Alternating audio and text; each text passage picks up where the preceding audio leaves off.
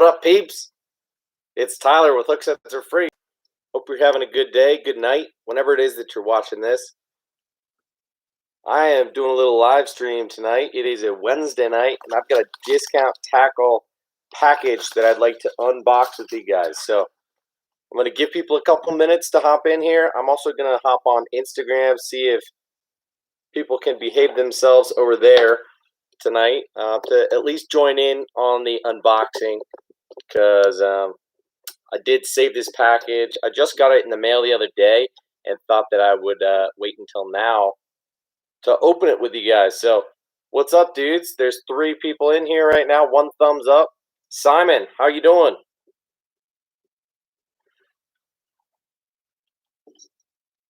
Good evening to you, man.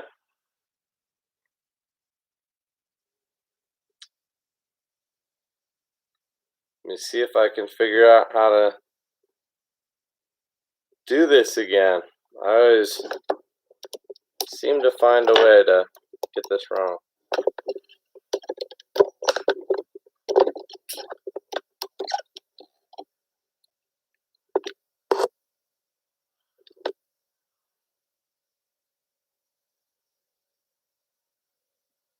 Ryan, what's up? Ray in the building. See you guys. I talked to Ray today. Don't give him a hard time because he's always late. But yeah, he's on time tonight. He was given the heads up. How are y'all doing tonight? Will Perriman in the building. How are you doing, man? We're going to do a little unboxing to start out this live stream. And then I got a whole bunch of like rods and reels that I'm happy to show you guys. Things that I've got rigged up that I've been throwing recently.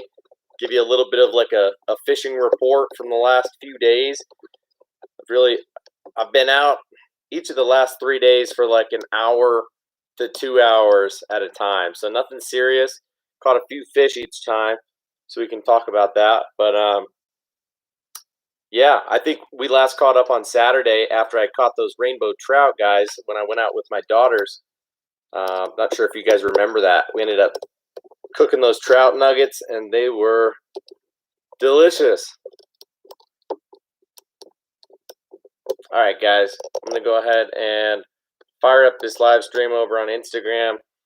I don't really prefer it over there. The connection gets wacky, and I can't get the frame to be how I want it to be.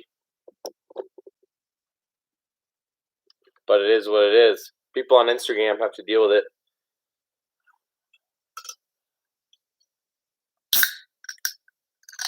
So I did not give people like Riley a heads up.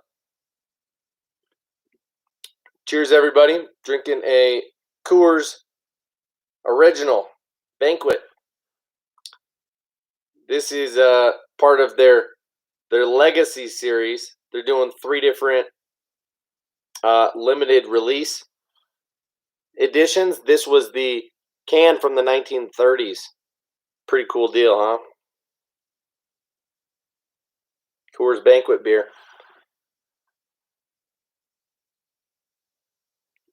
Chase Bassmaster, what's up, dude? There's your shout out. How you doing? Ryan was hoping to go fishing for his birthday, but it was rainy and windy. Oh, that is unfortunate. Sorry to hear that, Ryan. Happy birthday, though, man.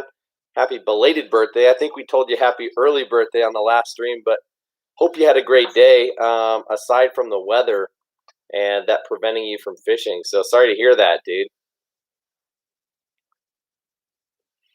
It's the old Perriman. Will the Perriman. All right, guys, while I've got most of y'all's attention, let's get into this package from Discount Tackle.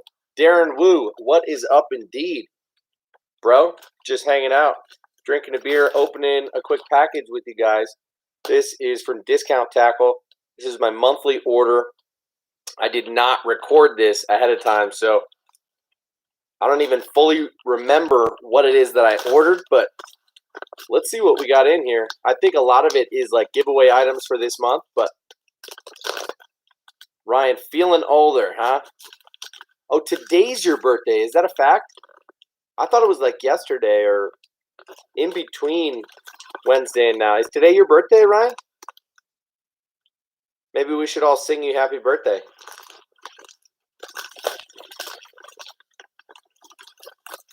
Dan the Man, what's going on? Roman 3R Fish. I don't think so, bro. I'm sorry, but I'm really streaming over on YouTube. If you want to hop over there and hang out, be a part of the live chat, I'd be happy to have you there. But it interrupts the stream when I let people jump in my live stream over on Instagram. So you guys are just kind of hanging out watching, and I'm trying to stay up with the comments on YouTube tonight. So Ray says the rain has been insane for the last 6 months. Dang, that is crazy. Aaron's outdoor. What up, bro? Happy birthday, Ryan. Today is Ryan Dick's birthday. Dude lives up in Saskatchewan. Everybody wish Ryan a happy birthday, guys. Ryan's feeling older today and didn't get to go fishing. So that is sad indeed. I feel for you, bro. And sorry to hear that. But we gotta exchange messages, man, and talk about exchanging some baits. Me giving you some stuff that you don't have access to in the States. Didn't we talk about that, man? Will Perriman, happy early birthday. Will Perriman says it's his birthday tomorrow, so super cool. And as Ray would say, and always refers to birthdays as Womb Liberation Day, he says, oh man, Ryan, happy Womb Liberation Day, brother. All right, guys. Kevin S., thanks for leaving the comment, and happy birthday indeed to Ryan. So, guys, let's get into this package. This is my monthly unboxing from Discount Tackle for the month of May 2020. As you can see, we got a little bit of a mix in here. Some for me, some for you. Let's just let's pull out the receipt. As I said, I forget what I ordered in here, and that makes it all the more exciting for me to open this with you guys. So, as usual, got the Discount Tackle thank you card.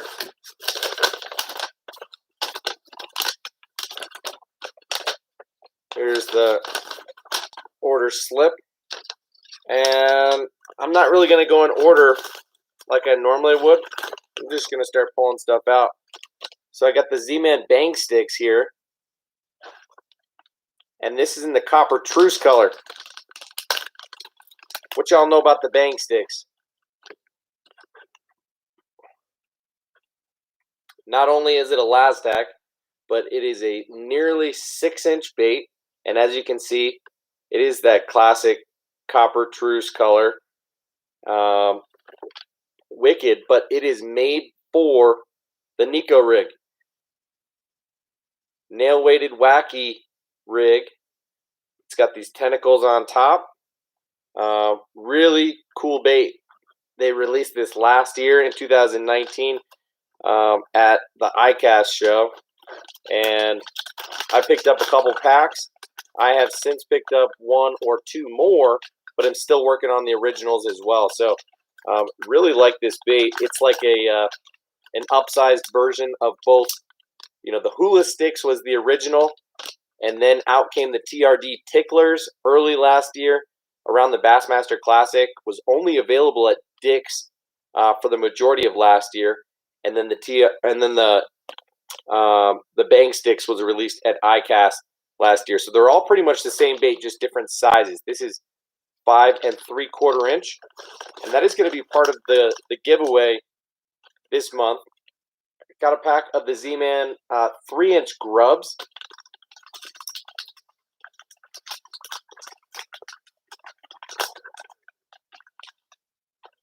Yeah, Ray, I'm not going to read off the list. Oh, dang. Some of these grubs are folded over in the packaging, so they're going to be goofed up because Elastec does that. So it's super kinked. Not sure how well you can see that, but that's going to be an issue and might need to be fixed. So most of them in this package are good, 4 out of the 6. And looks like one of the 2 messed up ones could be fixed more easily than the other. But this is a green pumpkin 3.5-inch grub, and it's awesome, rigged however you want. Obviously, the most traditional would be to rig it either tail up or tail down, however you prefer, on just a standard ball head jig, or even like a Ned rig hook, right? I don't have something close by to just grab, and I've got everything in my lap right now, but you could fish this bad boy on a Ned rig. It's a little bit big for that, but this is awesome on a standard ball head jig or a finesse jig. I posted a picture on Instagram the other day of this same bait in the midnight oil color. It's a motor oil variation with some sparkle in it, and I had that threaded on a micro jig from Zeeman, and really like that combo. So got a pack of the 3.5-inch grubs from Zeeman, pack of the Zeeman TRD Craws. This is in the deal.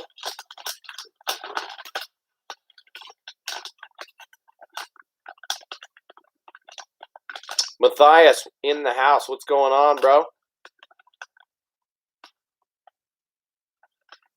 Hey, thanks, Ryan, for giving Riley the heads up. I didn't do that. I gave Ray a heads up. I thought Riley's notifications were pretty solid, so I figured she would have been on here by now if she wasn't busy otherwise. So, Will Perriman, thanks for the advice. Will says to put them in hot water, and that's indeed what I would do. Not quite boiling water, but a little bit hotter than warm water, just enough to make it change its shape, and then just let them cool off and lay down on a towel. So the TRD Craws is sweet little bait, has been out for a couple years now, and to the people who have thrown it, they know that it is the deal. This color is called the deal. Green pumpkin top, kind of a blue craw type of belly.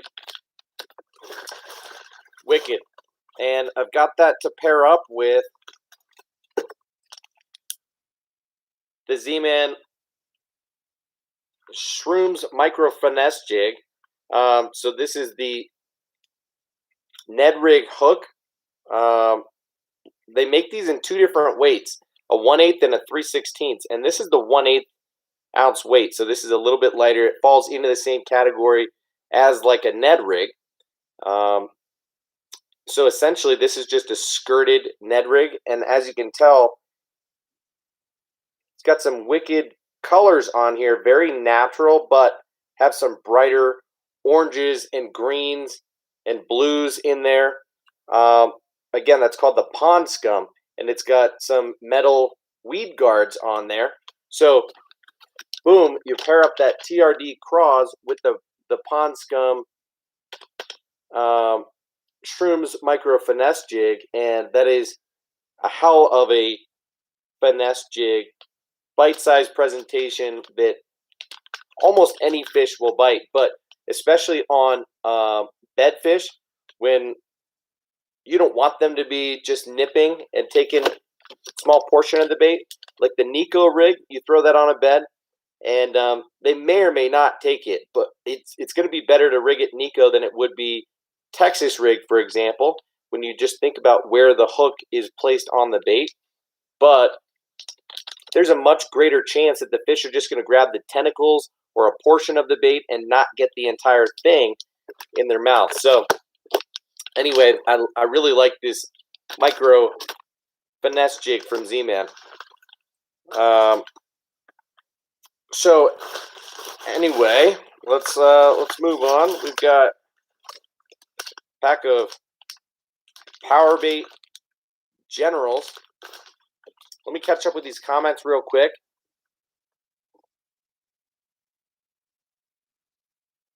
No way, Ray. The grubs were not 49 cents this time.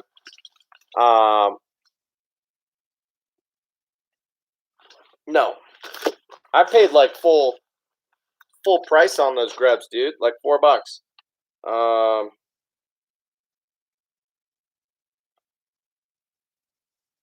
Yeah, $3.91 for the pack of grubs, dude. I don't know where you saw 49 cents, but $3.91 is kind of what most products from Zeeman cost these days on discount tackle. So, Powerbait General. This is not the Maxent, but this is the General 5-inch stick bait, Cinco style worm. Obviously, you can see it's got a ton of action. The General is super salted, and it has arguably the fastest fall rate out of any stick bait on the market. So you combine that more aggressive action and the power bait smell, and tough for fish to resist. So these guys were a little bit cheaper. The power bait, what did I pay? $4. I don't know, a little bit of an impulse purchase, but at 50 cents a bait, I don't think I have any generals in my box right now. So I was trying to hit that $60 mark, I think, if I'm not mistaken. Okay. In here I've got the Niko Shrooms weights from Zeeman. These are the Niko Shrooms Wacky Rig weights. This is the 1/10 ounce, and the green pumpkin color. And the cool thing is, as you can tell, it's got a double barb keeper on there. And otherwise, it is just about an inch long piece of metal that you stick straight up into the bait, and the weight is a mushroom style weight, sticks out of the head of the bait, and helps the bait stand up straight, and it's wicked. So using that Zeeman plastic, you don't need to use an O-ring when you use your hook. And you're going to take a hook like this. I wasn't supposed to get 3 packs, but this is the Owner Mosquito Light hook. Johnny T, what up, bro? Boom. Johnny T in the house. Appreciate y'all. That is part of the reason I'm streaming on Instagram right now, is to literally cater to fools like you. The Owner Mosquito Light, I got a couple packs in the size 1, which is quite a bit smaller, but the size 1/0 is probably what I would recommend throwing. Johnny T says, O-ringless is the only way I fish. So I'm going to show you exactly how we rig this. Well, I'm actually not going to show you exactly right now because I don't want to pull that out. I got one right over here, don't I? Hell yeah, I do.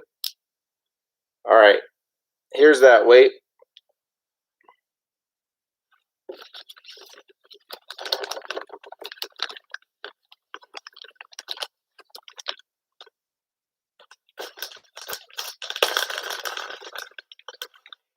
And Will Paraman, I believe you that the grubs make good spinnerbait trailers.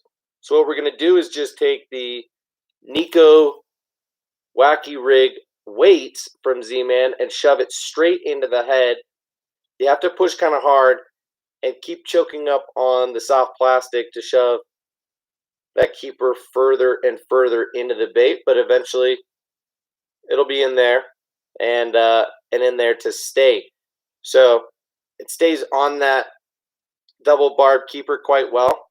What I like to do is typically see kind of where that balance point is, so that the Wacky Rig is going to fall as or pulse as appropriately as possible, kind of to where it's balanced. You know, if you put the hook too high, then you're just scooting the bait sideways.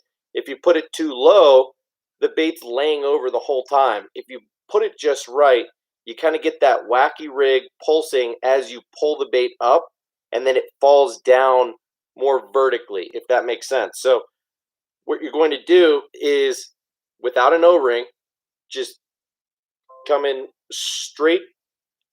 Again, we're going to go about 40% of the way up the bait.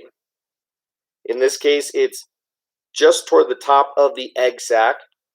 And what we're going to do is just go in and out.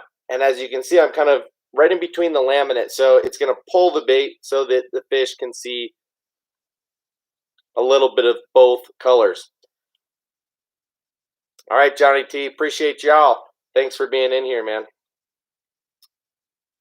So this right here is the Niko Rig, and this is my gift to you guys in this month's giveaway, is a pack of these Mosquito Light 1/0 hooks from Owner, a pack of these Neko Shrooms Wacky Rig Weights in the 1/10 ounce weight. In my opinion, that is heavy enough to do the job. They make them a little bit lighter, 2 sizes lighter, and they make them in 1 size heavier. So this is a very middle ground. You rig these with this worm, and you get 6 of these worms in the pack, and they'll last you forever. So pretty cool giveaway item in my opinion, and I hope you guys like that. Ryan says, I bought myself 3 packs of Dream Shots today as a gift to myself. $10 a pack. Unbelievable, bro. Dream Shots for $10. Crazy, crazy. Trocar hooks, $11 a pack. Shoo!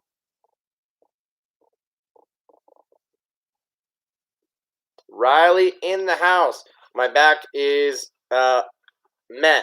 Whatever. We don't need to talk about my back right now, but I appreciate you asking, Riley. How's your shoulder? How is your shoulder? So the size 1 hooks, in my opinion, are just a little bit better drop shot hook, and the size 1/0 are a little bit better of a Niko Rig hook or a Wacky Rig hook. We got 2 other terminal tackle items in here. One is the Spro split rings. This in the size 3, and these are not like the super heavy duty ones. These are just a 16-pound test, so very average split ring. But Spro makes good ones, and so just needed some for replacements on crankbaits and such. And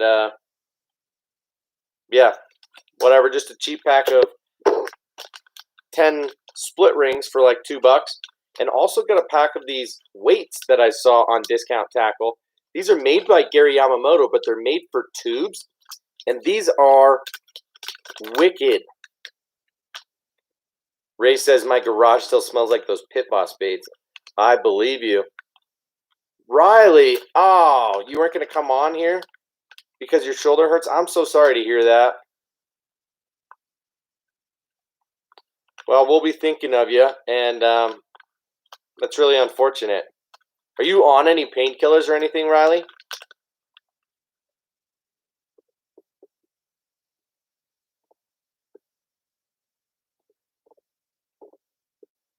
Damn, that's pretty horrible.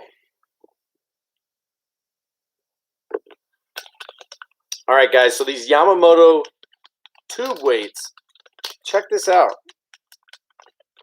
I'm not exactly sure how this works, so I don't want to make a fool of myself on the video right now, but you shove these weights up into the tube so that you can put the point of the hook and rig it weedless using EWG hook, and that way you've got the weight inside, and it's not going to slide around. But really interesting concept for kind of like a stupid tube type of rig that might look and potentially move a little bit more naturally. I don't know which way you rig it, but I'm going to give it a shot. So anyway, this is the 3/16 ounce, which is arguably my favorite weight to throw, especially when it comes to tubes. For whatever reason, I can't connect to the chat right now, and that's kind of bugging me. Let me know. Leave a comment if you can hear me all right, guys, on YouTube.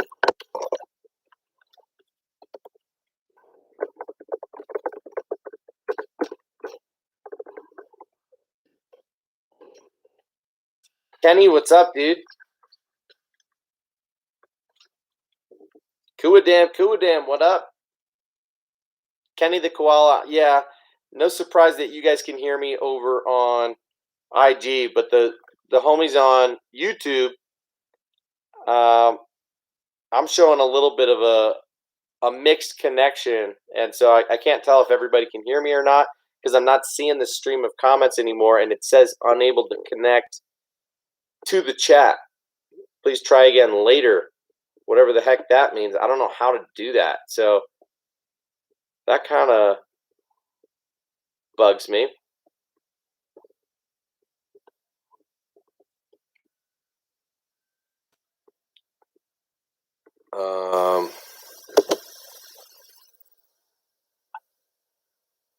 Brazil in the house. What's up?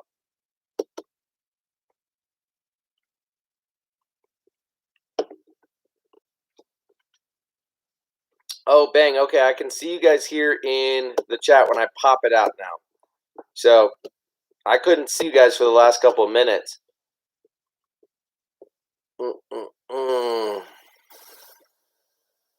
Ryan, just hanging out on his birthday, chilling with us. Appreciate you, man. I don't think BJ's in here yet, man. Justin, we hear you. I couldn't see the comments. Will Perriman, appreciate you guys leaving the comments. Now I can see them. But we're caught back up, guys. There's a couple more things in this package, and I'm pretty pumped about them, and I think you guys will be too. The first is the least exciting, but this is just a 2-pack of the Spike It markers. These are the Dip and Glow markers. I've got a couple of these already. One in black and one in chartreuse. The black I've got in this scent called Stinkum, which I'm not really sure what that means. And then the yellow I've got in Crawfish. So I'll usually, color the tails or the bellies of certain baits with that chartreuse. But what's cool is on Discount Tackle now, they're offering these 2-packs that are mixed colors. So in this pack, I've got one orange and one chartreuse. So that's pretty sweet. And these are both the garlic scent. So now I've got garlic and crayfish, and that chartreuse works surprisingly well. It's interesting. You first, it's like a highlighter, right? Like literally the tip, it looks just like a highlighter. And when you first paint it on your baits, wow, almost burned my nose. When you first paint it onto your baits, it doesn't look very substantial. Like you can't see the difference that it makes. But the next day, it will be super bright. And when you dip it in the water, like if you did it right in the moment, you paint it, you can't see it, you dip it in the water, and immediately it kind of comes to life. This stuff is surprisingly good. The pens were like $4 or $5 for the 2, man. Yeah, $4.79 for the 2-pack. And like I said, you get 2 different colors. So pretty cool deal. And something that I'm looking forward to having, using the orange and the chartreuse. Get a little bit creative on some of my green pumpkin baits, make them look extra bluegilly and sunfishy, because I've been catching a lot of those fish recently. So got 3 more baits, and they're all top waters. Okay, first up is the Berkley Chapo. This is the 120 size and the bluegill, ghost bluegill color. And really excited about this. I've told you guys before that I've tried the Chapo. I had it in the smaller 90 size. I think it's the 90. Maybe it's a 100, but it's that smaller size, and I had it in the black Maverick color, which I really liked, and it was a good bait. That thing plopped super loud. Only thing is, it felt like it was relatively light plastic, like it was very prone to breaking. And I actually got it hung up before I broke it. So I got it really cheap, and I love that about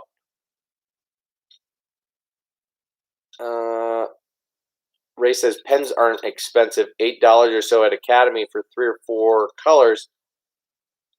Sold out here though.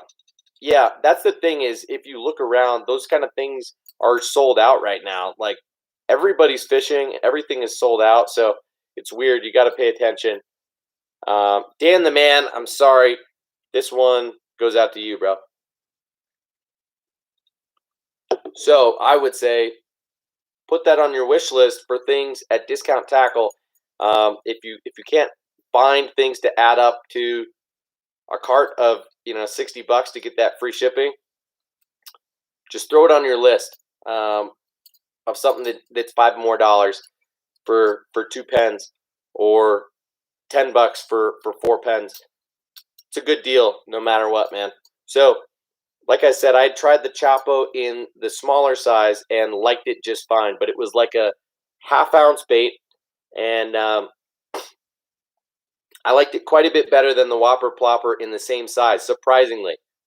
I'm a big Whopper Plopper fan, but the 90 is actually my least favorite size. We talked about that last time. And the Chapo, I think, put it to shame in terms of action and sound and the way that it runs. And I was very impressed with it. And of course, it's got the great Berkley Fusion 19 hooks on it. So this here is the larger size, the 120. And the cool thing is, it is a very reasonable, like 1 ounce in weight. This is just shy of 5 inches long. 125 would be 5 inches. So this is 4 5/7 inches and weighs 1 ounce. And I love this color. It's translucent, but it's got a nice bluegill pattern to it. It's just matte enough to where in cloudy conditions, it's still going to look good and get bites, but it's going to do very well in sunny conditions. It's got a little bit of a green hue to the tip of the tail, and that orange belly, and a blue accent around the ear. So really nice looking bait here, the Ghost Bluegill Chapo 120. That bait normally retails for $10, I think. And I got it for $8.19. So bang bang. Happy about it. So looks like you guys are talking about all right, so I missed a comment from Riley.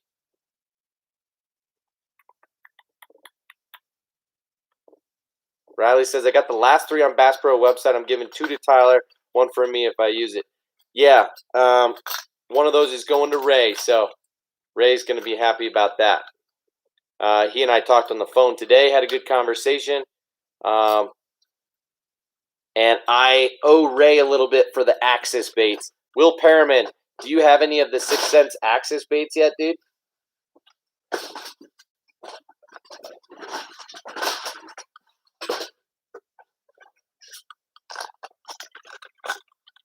Oh, boom, baby. Will Perriman, what you know about that Axis? You on that game or what? Ray hooked it up. Ray was one of those people, lives by Academy, and found one that had a bunch in stock. Or I guess it was the very end of the stock. So Ray hooked me up like I had requested, and I was planning on paying him back, but he suggested that we do a little bait swap. I had sent him some jackhammers before. He sent me these Axis. I'm going to send him a Fire Craw jackhammer, and we'll talk about maybe a couple of other things anyway. So look at Riley. What a good girl, generous person. She says, Ray, why do you think I was sending 2 to Tyler? Come on. She knew one was going to you, Ray. Dan the Man says, I haven't caught anything on the Whopper Plopper or Chapo. Dude, that is devastating because it is a wicked, wicked presentation, and I don't know what you're doing. Do you ever fish early morning or late evening, Dan? Because it's one of the best topwater baits to cover water when the light is super low, when you're trying to find fish. And it's one of the best baits out there, straight up. So, moving on. Topwater bait number 2. This is the KVD Sexy Dog Hard Knock. Okay? The Hard Knock.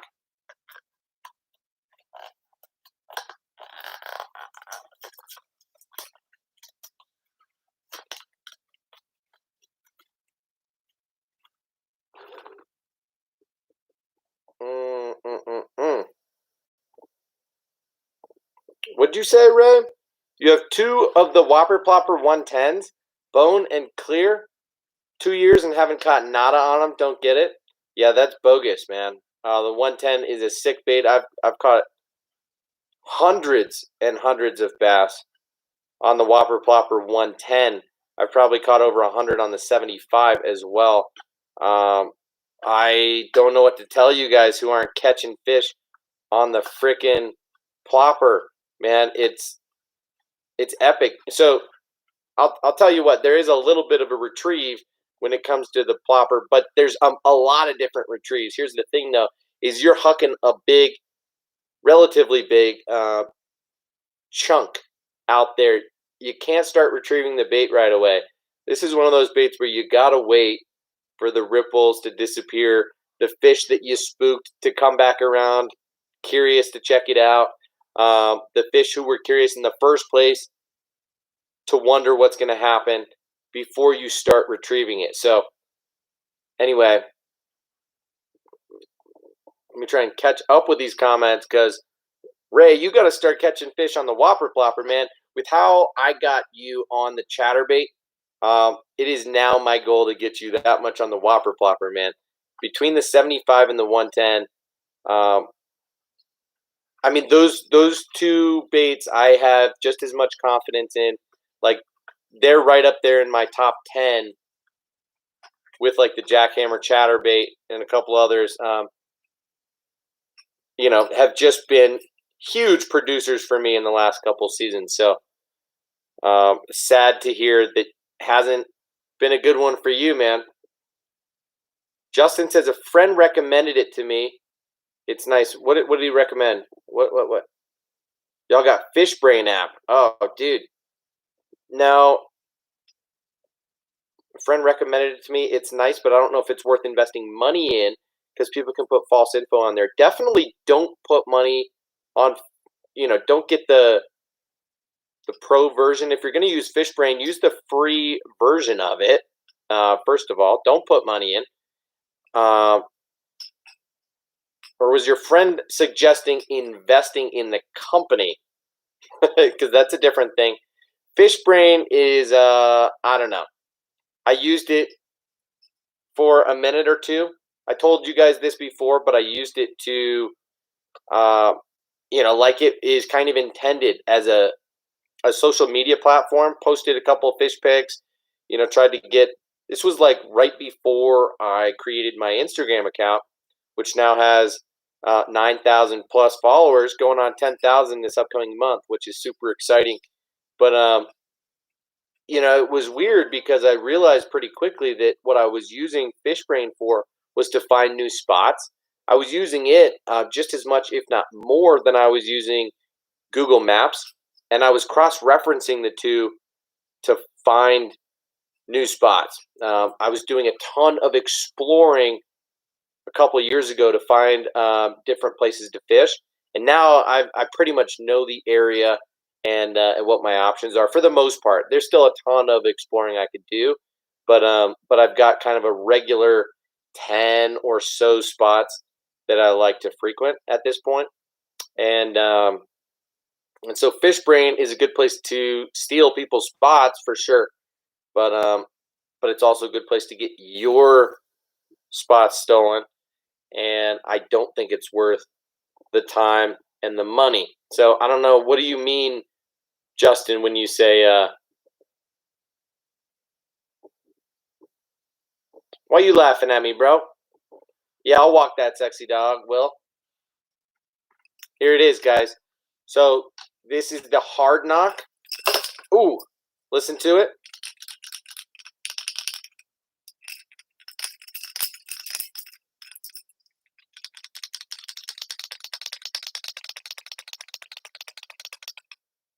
Where are my top waters?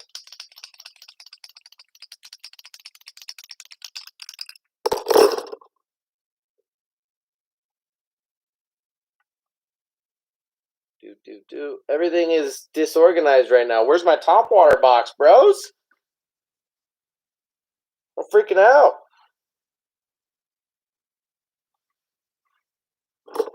I want to compare the sounds for you guys right now.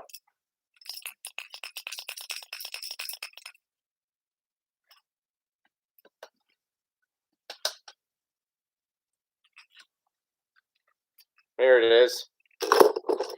Oh. No. That ain't it. Alright, guys, I'm not going to freak out right now. I'm already freaking out, but we'll compare the sounds later. But this is a one-knocker sound, different than the standard rattles that come in the Sexy Dog, which I showed you guys last time, but it has some like glass rattles in the tail, so it makes a little bit of a higher pitch sound compared to this one knocker. AJP, howdy to you as well, man.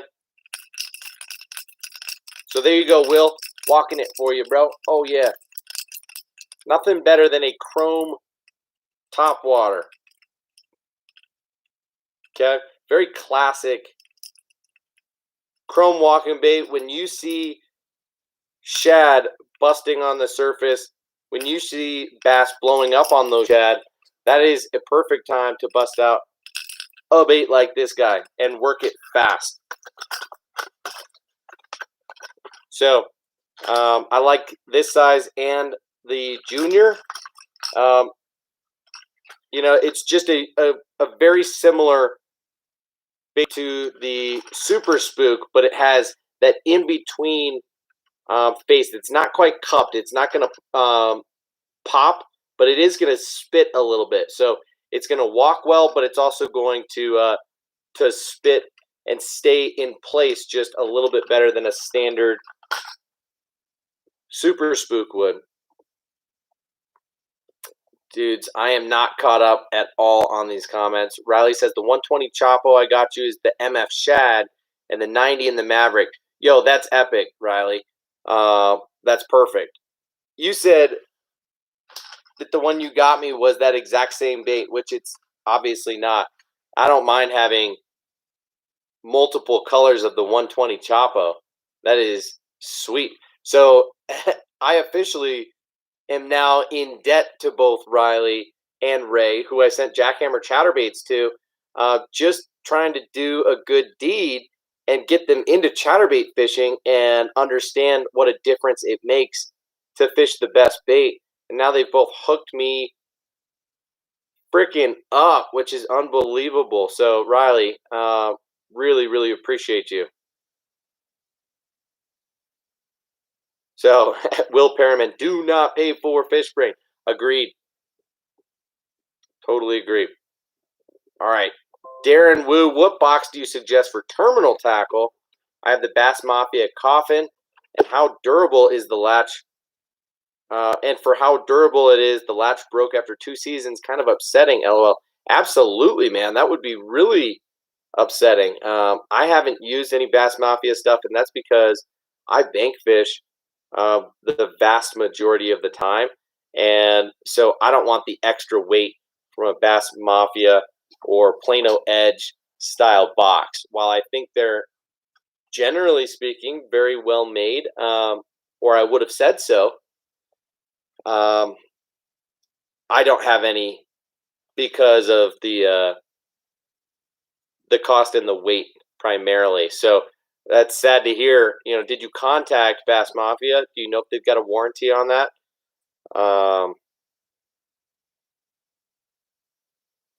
That's brutal, man. Justin, Fishbrain is free, but the Pro version is $10 a month, and I'm not buying Pro or investing in the company. Definitely don't pay $10 a month for Fishbrain, okay? For them to give you like specific waypoints or GPS coordinates. No, man, don't do that. That's why I'm saying you can just scope, do some little old-fashioned stalking, right? You look at people's pictures, it'll tell you the body of water. You're just not going to be able to see exactly where they were unless you look at the picture and you zoom in. You know, most people aren't doing that weird shit where they're like blurring the background to hide their stuff. Like, people who are on Fishbrain don't know any better. You know what I mean?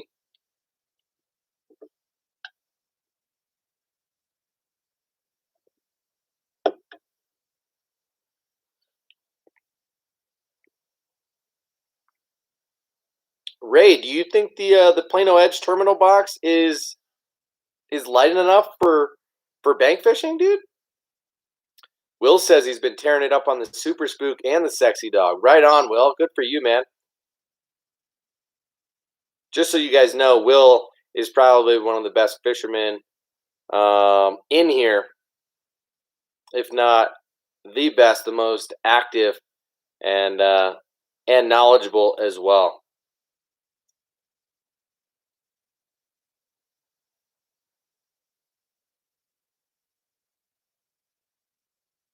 Okay. Will Perriman, I'll send you my address, man. How do we usually exchange messages? Instagram? Send me a DM after this stream, dude, and I'll send you my address for sure. And I owe you more baits than, you know, I sent you that Huddleston, that little guy, and that, you know, homemade chatterbait. You know, I don't know if you've seen this absurd. I don't know if this is gonna run. You know, this chatter buzz that I made. I sent you that chatter toad, but Will, I meant to send you a lot more. You know, I really felt for you last summer when you said that your bank fishing bag got jacked. I know I don't owe you anything, Will. I'm just saying I really felt for you when you told me that your stuff got stolen. So I don't know if it was jerk baits or what that you said. You had a lot that were stolen, but Riley, what's the challenge? Oh shoot, Ray, 6 cents lures only. That would be a cool challenge, a little mini tournament. Ray versus Will Perriman, 6 cents fishing lures only. Little 4-6 hour outing. All right, guys. Next and last in the package. This is the final item. Boom. This is the Yozuri 3DB pencil. Okay. This is a walking bait and a super value bait. there are a lot of good walking baits on the market, especially in the, say, $15 to $20 price range.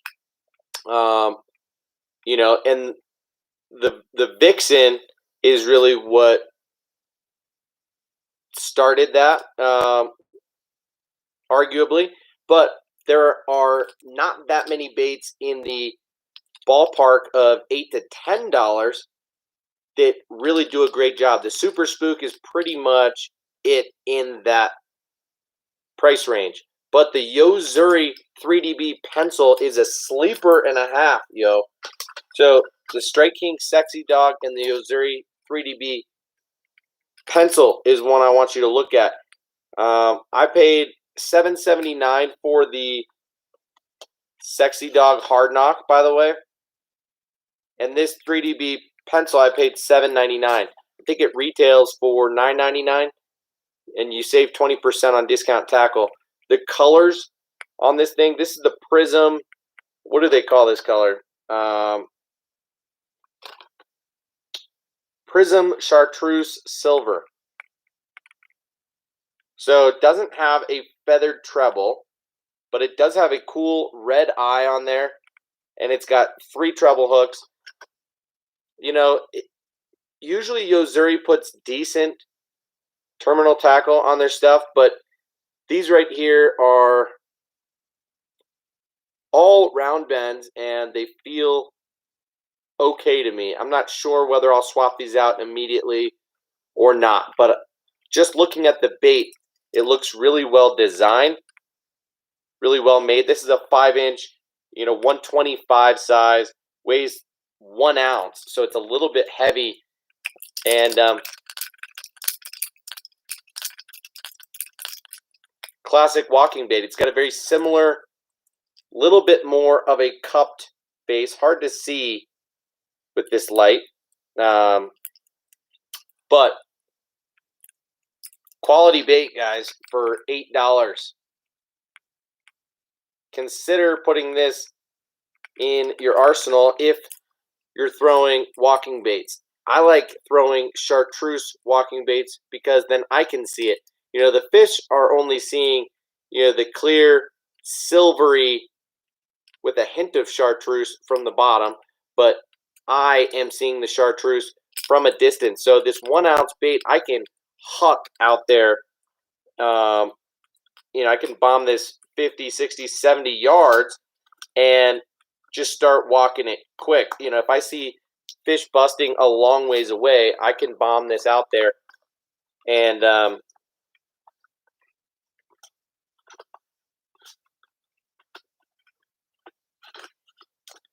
you're more likely to catch them when you're making long bomb casts. So anyway, yeah, you still missed that backpack. I hear you.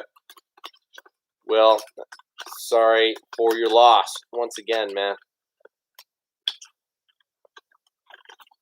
All right, guys, so that does it for the freaking unboxing from Discount Tackle this month. Just to give you a quick recap or rundown on why I bought what I bought.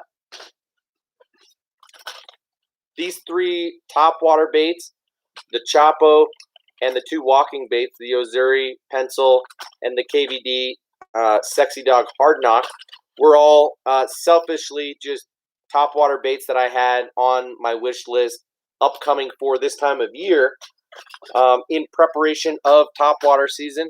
I think it's just about time that I start throwing topwater more frequently, and I haven't been buying topwater or thinking about it much in the last few months. You know, last month I got this Savage Gear plopper style bait that I'm excited about. So I'll do a little bit of a, you know, a comparison video between like these 2 baits and the plopper, maybe 130, since this Savage Gear is a 135, and that should make for a pretty cool video. But then I got the terminal tackle for me, and I got those grubs for me. But otherwise, I got the Niko Rig setup and the finesse jig setup for you guys for this month's giveaway.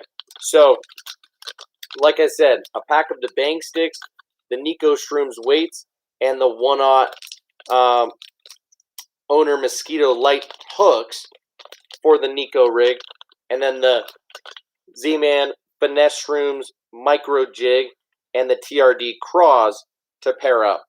And those two plus the Savage Gear 3D bluegill in the 5" in this dark gill color is going to be the giveaway for this month. And I will post that in the next couple of days on both Instagram and here on YouTube. I might make a short little video just running through these products again, just to create a video so that people can comment and enter the giveaway. But there you have it. That's going to be it for the giveaway this month. And that is it for the unboxing. I did just place one more order at Discount Tackle because they asked me to create some content exclusive for their new and upcoming YouTube channel. And they're looking for some content specific to chatterbaits, chatterbait trailers, and Ned rig baits. So I am going to do that stuff for them, and just made a purchase specifically for those couple videos. So looking forward to that, and I will tell you more about that stuff when I get that package in the mail. Just placed that yesterday, and I think it was shipped out today. So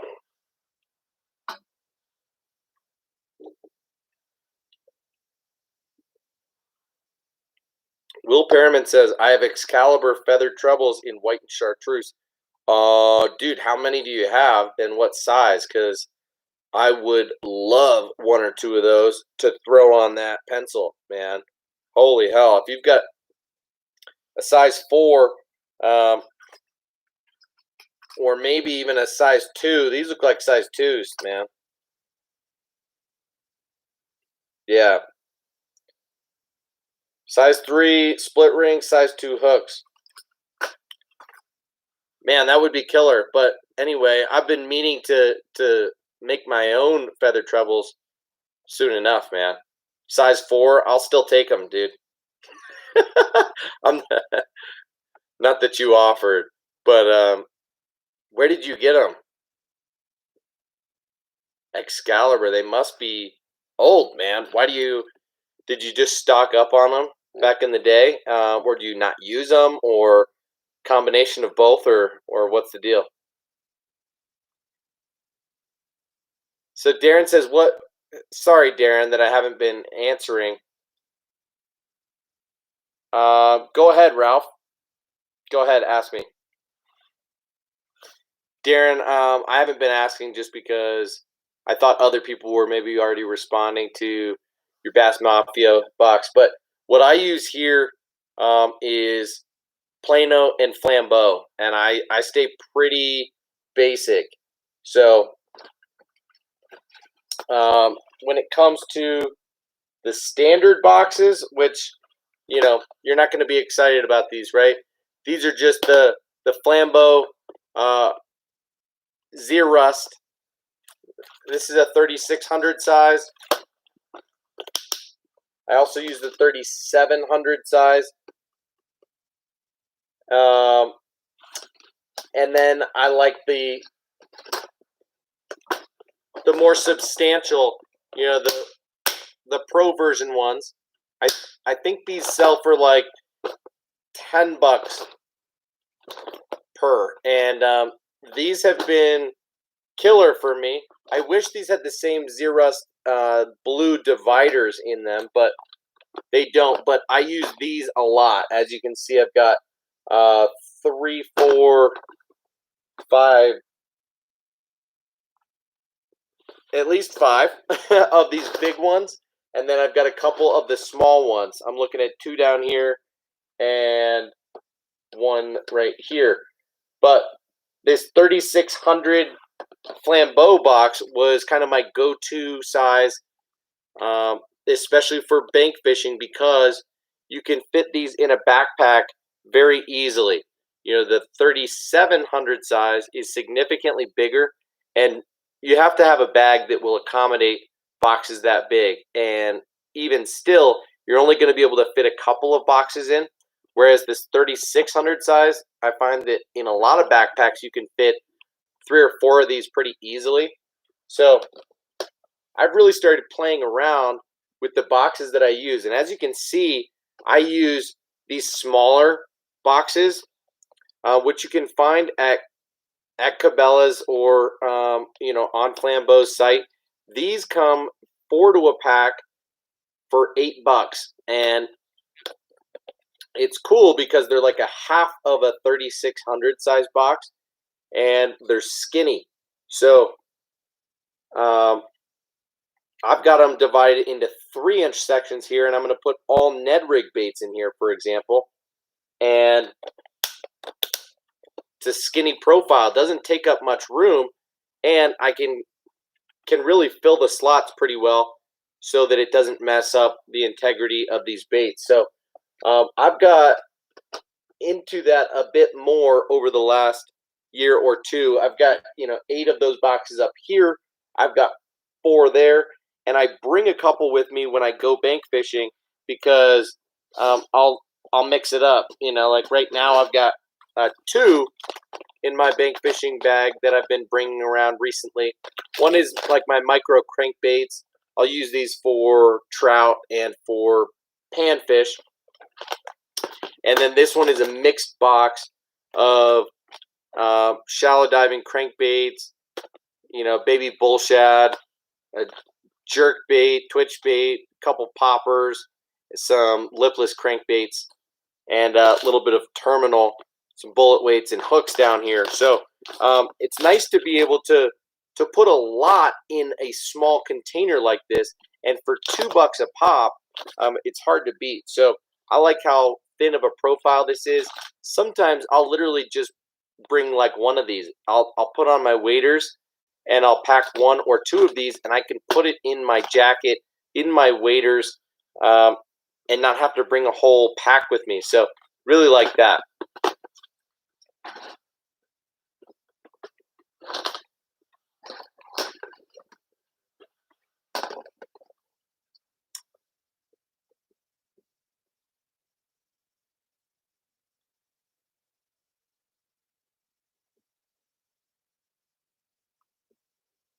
All right, I am officially getting off of Instagram over there. There's no point in me being on over there.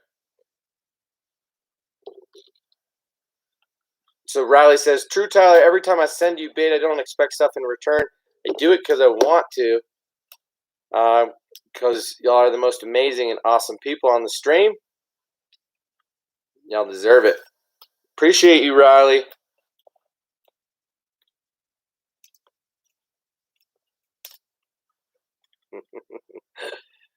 Oh, Ray. That is funny. Hey, as Justin said, guys, don't forget to hit that thumbs up button. There are 7 people in here right now, 8 thumbs up. So I appreciate you guys. I figure most of you have already hit that. But boom, looks like one of you just did. So thank you guys very much. Let's move on. I wanted to talk about just a couple of other things. And I don't have my freaking agenda, my notes here of what I wanted to talk about. I wanted to show you guys some of my setups, some of the baits that I have tied on. And I also wanted to talk about, like I said, kind of like my fishing report from the last couple days, if you will. So it's not much to write home about, but we might as well give it a shot.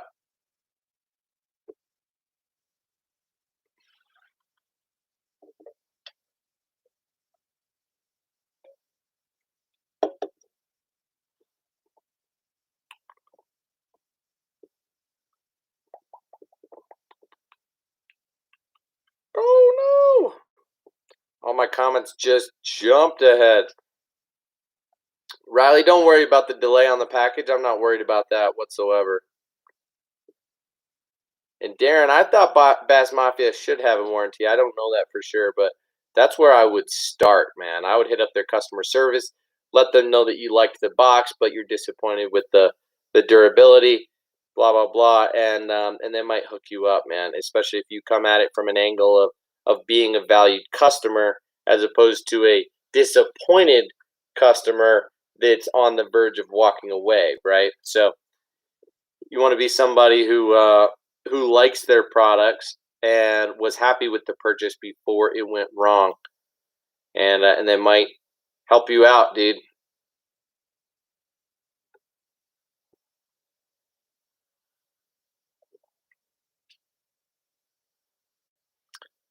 Will Perriman has a dozen of those treble hooks. Well, man, you let me know, man. Oh, you got them on auction a couple years ago. And yeah, no, I don't want those. Don't do that, man. I don't want to take from your personal stash, stuff like that. Feels a little bit weird. Hey, Justin, you have a good rest of your night, bro. If you're still in here, hope you have a good rest of your night. Thanks for hanging out for a bit, man. And same to you, Will. Looks like you're busting out of here, bro. You'll catch up on Instagram tomorrow. No worries. I'm going to try and reverse and catch up with these comments because I'm way behind. I know that.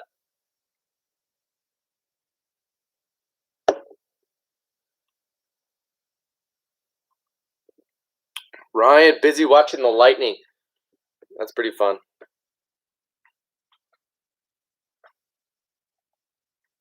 All right, let me catch up. Let me catch up. Let me catch up.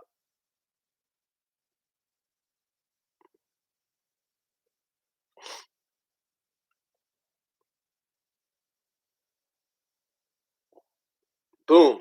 I think I'm caught up.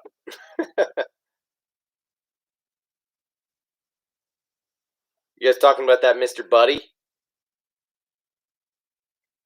Gotta love it.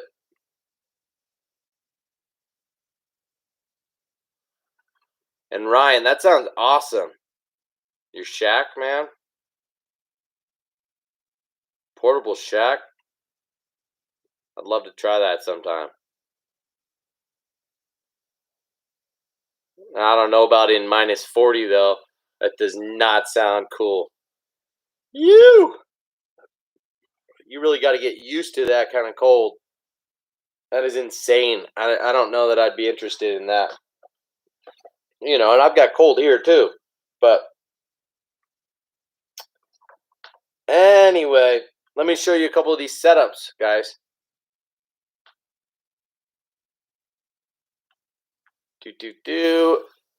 What's up, Ray? What did I ever do with those Gary Yamamoto twisty tails? I fished them a little bit, man. You mean because they used to be right here on my wall and they're not anymore? I've got them, dude.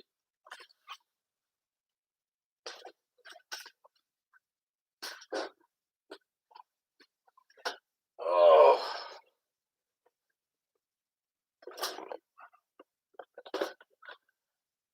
So they're in one of these boxes of baits that I got, you know, from this clearance website. And no, man, I still got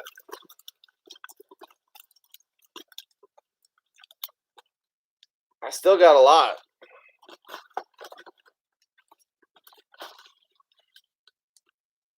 So how many packs do you think that is? These were an awesome deal when I got these, man. Literally, they were like 3 packs for $2 or something like that. It was less than $1 a pack, and now these are not exciting baits, right? Like, these are very basic colors: a smoke, a red, and clear, right? So that said, these do well in a couple situations. Okay, so I do like to drop shot it, and I do like to use it as like a spinnerbait trailer or even a chatterbait trailer. You know, Jim from Tackle Junkie loves recommending the Biospawn plasma tail in the 4.5 inch as a chatterbait trailer, and this guy right here is a 4-inch curly tail worm, and it's thin, so not the most durable bait if you're trying to rig this on a Texas rig or something like that. But you could put this on a little jig head and swim it, hop it around. But I think on the back of a spinnerbait or a chatterbait, this guy right here is going to do quite well. So I fished it a little bit last year, caught a couple fish, but little tiny finesse baits like this are ones that I turn to usually when I'm super desperate, and I don't typically carry those around with me. So I only fished it when I went out and made a point to. But these are great baits, man. So to answer your question, yes and no. I've got a bunch of these Kalen's grubs too. These are the Seismic Grubs, and they are pretty awesome. Got about 8 packs of those and a few other goodies in here. I've got a couple boxes like this from when I made big purchases, like last year. Not even big purchases, but just shop around and find really good deals and load up a cart with $50 and just see what you can do. So I'm the only one that that has them, really. Yeah, I think it was a rare, a bait that was maybe discontinued or what, but it's Yamamoto plastic, and it's a super skinny bait. A lot of people do well on like the thin Cinco and other really skinny baits like that. And so I like the profile of it, and the deal was just too good for me to not scoop it up. You said 49-cent grubs. Oh, I think I know what you're talking about. I gave away a couple packs of those, Ray. I might still have some though, dude.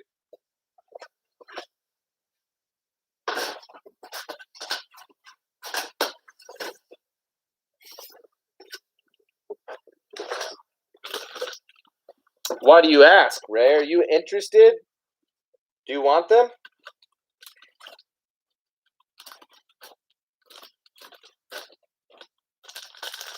Here's a pack. I think these are the ones you're talking about. These are Yum Walleye Grubs. I think they're a 3-4 inch. Pretty substantial grub. And so I got that one, and I got a 3-inch in a Mardi Gras. I just literally got them because they were cheap. But no, when I'm throwing grubs, Ray, there are baits that I prefer to throw. So in my spinnerbait, chatterbait box, or spinnerbait, buzzbait box, I've got the primary grubs that I like to throw. And here's one. This is the Zoom Fat Albert. Pretty basic design here. Again, the great debate, rig it tail up, tail down, do what you want. I've got that in green pumpkin and in a white. And I also really like the Strike King Rage Tail Grub. This is a little bit bigger of a profile, a little bit more aggressive of an action to it. And again, I carry that in green pumpkin and in white. And then, and lastly, I really like the Yamamoto Double Tail Hula Grub. This guy has that skirt on it, I will rig this a couple different ways, but I actually really like to fish this kind of by itself on a ball head jig and fish it naked. A little bit more of a finesse style soft plastic, but it's a 5-inch grub. Has some good action and some presence to itself. Ryan says, grubs are the most classic walleye bait. Guys, I caught a walleye today. Did not get a picture because it got off as I was trying to grab it at the bank. Anyway, we can talk about that in a little bit, but looked like a pretty decent walleye, and I did not know that there were walleye in this body of water. It's a tiny little pond, and I thought I was pretty certain of what was in there. So pretty cool deal. Ray, yeah, man, I thought it was pretty cool to get some of these deals too. You know, some of these baits I'm gonna hold on to for a long time. These are the Guido, the baby Guido bugs, and the Guido bugs. They're classic baits that are now discontinued, and I got them really cheap. You know, there's some other baits that I got, and here's a little story for you guys, okay? Hate to get off topic and get way behind on the comments, but let me tell you guys a little bit about how I picked up a lot of these baits, because it looks like Ray has watched some of my older videos and knows some of these very specific baits that he's bringing up. So I'll explain why I even have them in the first place, and might give you a little bit of an explanation as for why I bought them and haven't fished them yet.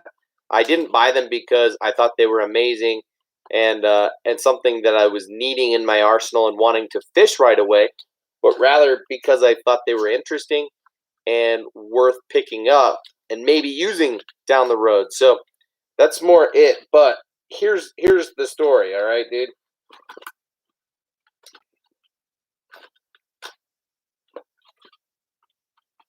So it was this bait right here that started it all.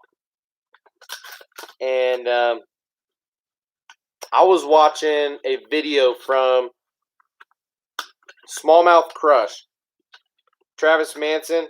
Not sure how many of you guys follow him, but really good guy. Well, I shouldn't say he's a good guy because I don't know him personally, but really good fisherman. He's a pro fisherman.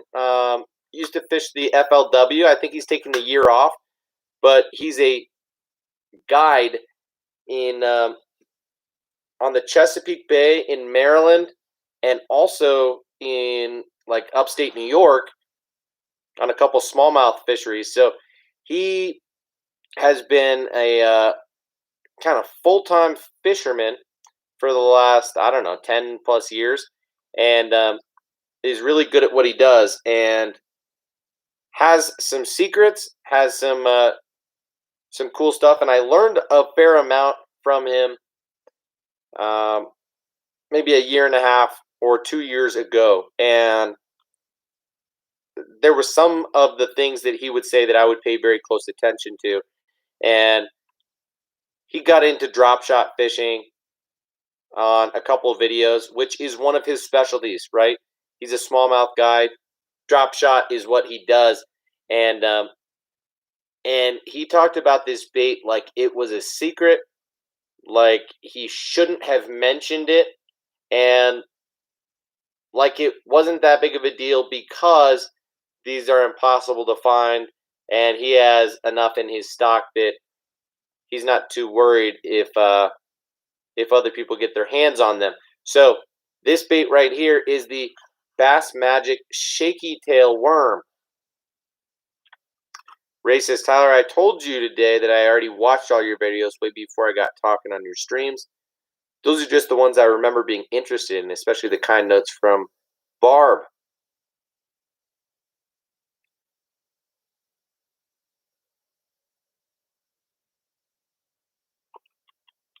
Well, appreciate that. Very nice of you to have watched all of my content. Just goes to show that I need to make more content. Anyway, and I'd love to get your guys' feedback, Ray and Riley in particular, maybe off the stream, or right now if you want to leave the comments, what kind of videos you guys have really enjoyed of mine and what you think I ought to make more of. That might be different than what I think or what the general audience thinks. But look at this freaking bait, guys. The shaky tail worm. So this is a hollow body worm. First of all, it's got a solid tip of the head just to the eyes, really. So this is a very unique bait, and it's got a hole in the tail for bubbles, and this thing is just super buoyant. Stands straight up. Very, very enticing and wicked action. So, you know, hollow body swim baits were the deal just 5 to 10 years ago.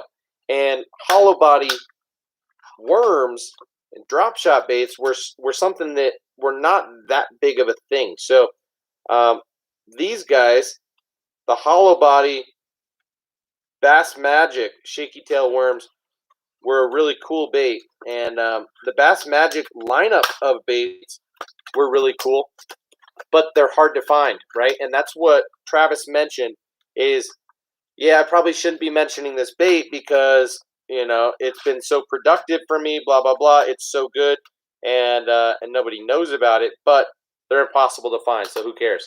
So I went on a witch hunt to find some, and I did find some on a website called TNO Fishing, I believe it was called, if I'm not mistaken. And dude, I bought a fair amount. They make them in a couple of colors, or a couple of sizes. I think a 4.5 and a 6.5, 6-inch. So I've got like 10 packs of those, and I found them, and they were on sale for like $1.50 or $2 a pop. So I was like, oh shoot, I got to get a bunch of them. And then even after I threw like 10 packs in the cart, I realized that's still only $20. How much more do I need to get free shipping, or should I just cut it off and get these? So I went poking around the rest of the website and found some awesome deals. There were some Bass Magic fighting craws. These baits I've showed you guys, super, super cool. Little craw bait. They had some old Lucky Strike worms. They had some Bass Magic hollow belly swim baits. And in a variety of sizes. Check this out. This right here is a 6.5-inch hollow belly swim bait in a rainbow trout pattern. And tell me that the detail on that thing is not great. This bait right here is stellar. Very well made. These come 4 to a pack, even in this 6.5-inch size. Ordinarily, they would retail for like $7 or $8. I got this thing for, I don't know, $2 or $3 a pack.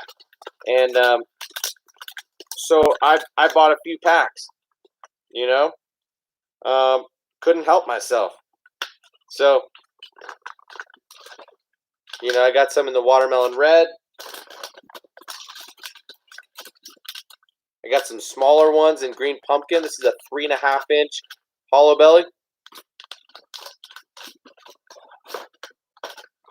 So, anyway, Ray, that's kind of how you go down that rabbit hole and end up with a bunch of baits that are good baits, but that I just got for a ridiculously good deal. That who knows? You know, these baits are not like right up my alley. They're not made from brands that I identify with or have any sort of loyalty to. So I thought they'd just be interesting to check out and worth a try at such a cheap price, considering, you know, I like to cross-reference and look at reviews online. And the stuff I had heard and seen about Bass Magic seemed to be pretty legit. So it's sad that they're kind of not doing well. You know, the Lucky Strike brand as a whole, I don't know what it is, if they're just a little bit old-fashioned and didn't allocate their marketing dollars very well over the last decade or two. But it's sad to see. So TNO Fishing was the place to do it, man.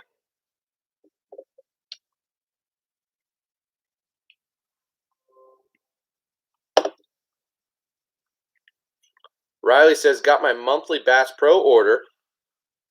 Got 6 Strike King Rage Tail Craws in different colors. 6 Strike King jigs. 6 Bass Pro jigs and 6 Bitsy Bug jigs. LOL. And I enjoy all the videos, but more fishing vids on Green Pump. Wait, on GP? What do you mean GP?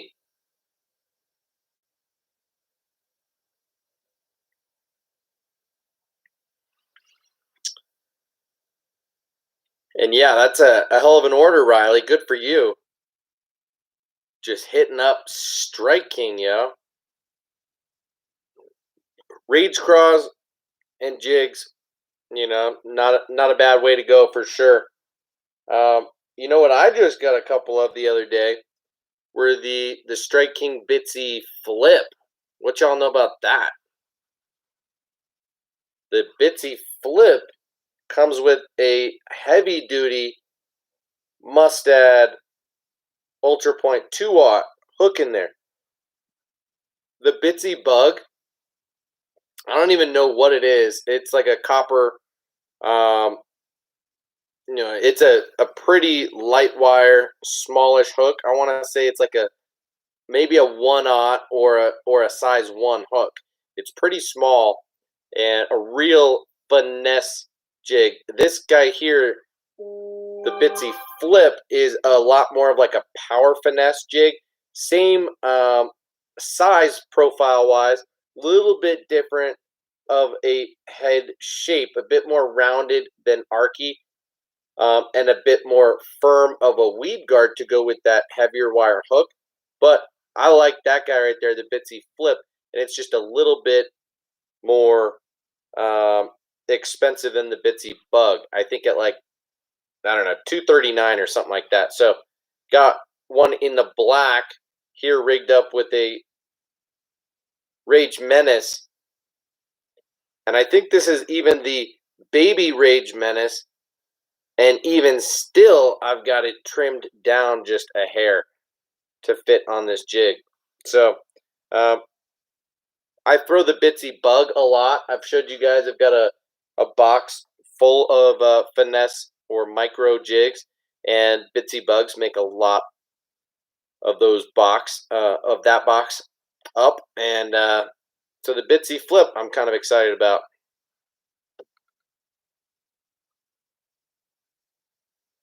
Ray, you and Bass Pro are not getting along right now. Interesting.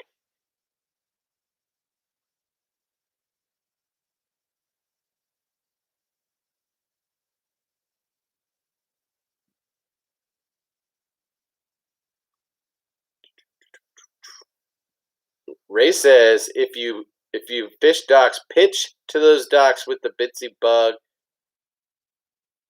And Z-Craw Jr. dipped in chartreuse killer last summer when nothing would get him to bite. It sounds like a good little combo right there, Ray. And Riley says GP stands for GoPro. So you like that POV footage of me going fishing? I can appreciate that, and I'm sorry I only posted, a few dozen of those videos, and they're all super short. and not a lot of talking. But it's just I'm not much of an entertainment fisherman. It's not my style to do like vlogging type of footage most of the time. So anyway, that's just me.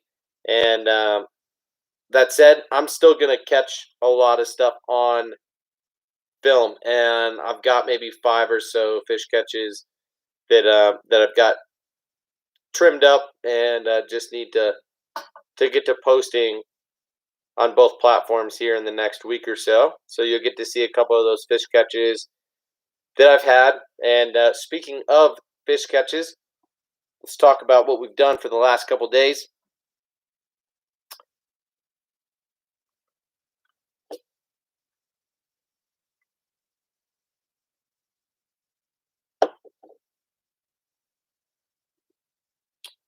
Ray, that is a good question, man. It looks like it was meant to be a keeper. If you can see, it looks like the mold almost wants there to be a keeper up on there. But based on your comment, I do wonder if this jig is made more for a chunk style bait, chunk style trailer.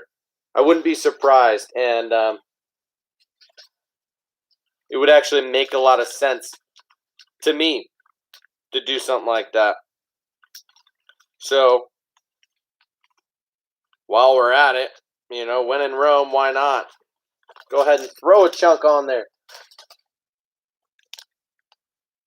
In one of those same orders that I had made, Ray, that you seem to remember, I found these Lake Fork Trophy Lures pig claw trailers. These are chunk style claw trailers. And they were wicked cheap. They're $5 a pack. Ordinarily cost $3 or $4. And I think they were, I don't know, $1.50 or something like that.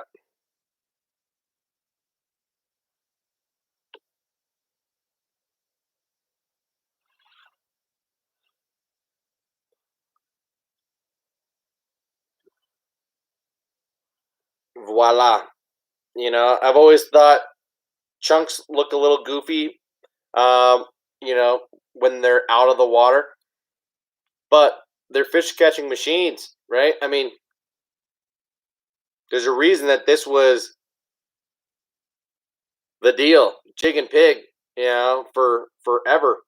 So, yeah, it's a good little rig right there. I've got, I think, 4 or 5 of these packs of chunks. And these are good little trailers. They reek of garlic. So, Ray, that's a good question.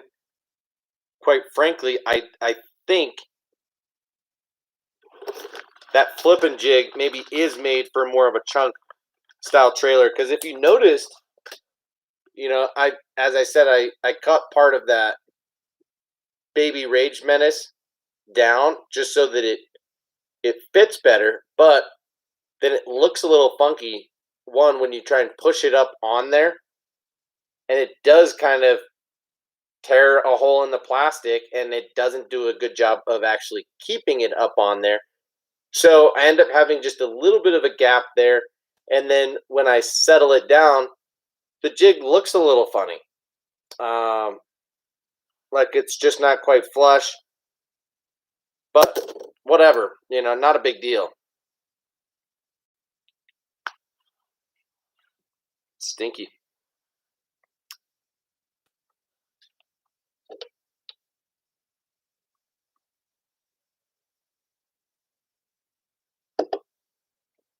Catching feels. What's your name, dog? Good to see you in here. Corbin, thanks for hanging out, man. Jig and pig. Back in the day, people would use pork trailers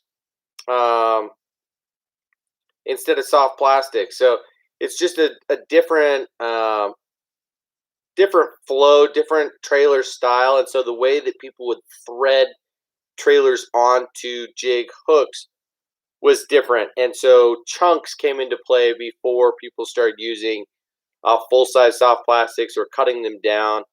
And new school chunks like the Strike King Rage chunk are made a little bit differently and are made to thread on a bit more than just the straight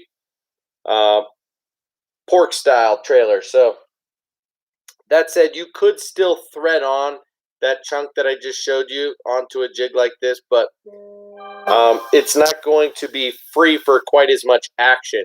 If you just thread it through or just poke it through like I showed you, it can swing freely quite a bit more. The action's going to be a bit better. But thanks for asking. I hope that answers your question just a little bit, man. Let me know if you've got any follow-ups. Ray says, I drive to Colorado and we filmed Tyler teaching me to trout fish. Then we stop off in South Carolina to fish my home lakes. Then we head to Florida where I take Tyler yak fishing in saltwater / brackish. Dang, that sounds like a good trip. Sounds like it might take a few weeks though, dude.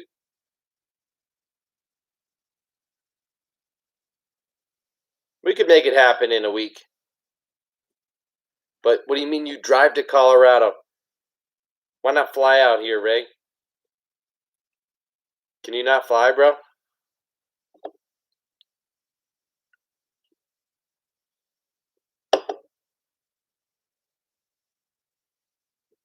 Yeah, Ryan wants us to just, swing north real quick.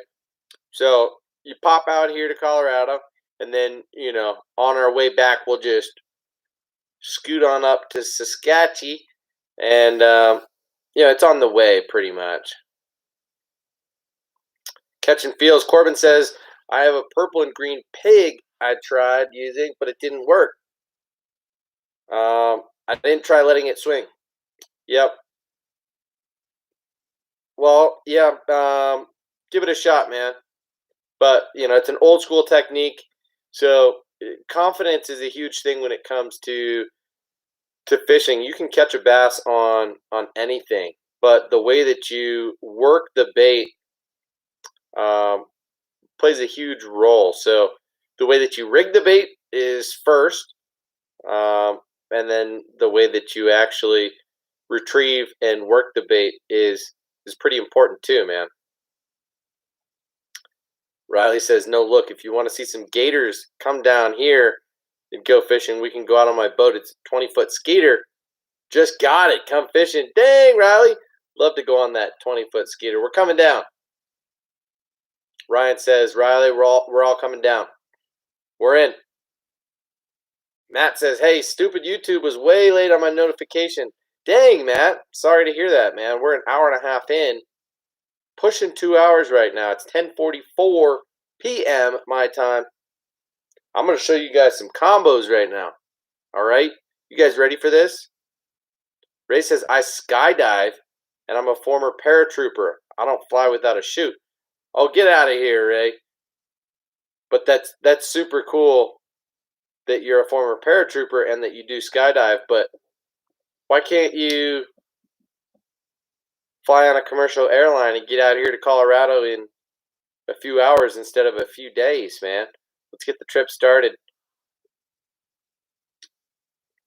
a little bit quicker. Why you got to drive cross country? All right, guys, I'm just going to reach. So there's no order to this madness. I hear you, Ray. They disarm you when you fly. And you don't like that. You're not trying to give your stuff up, huh?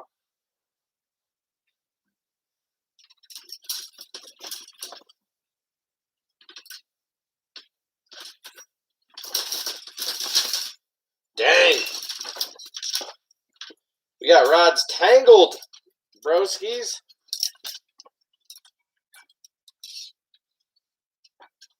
And chicks. Oh, what is going on here?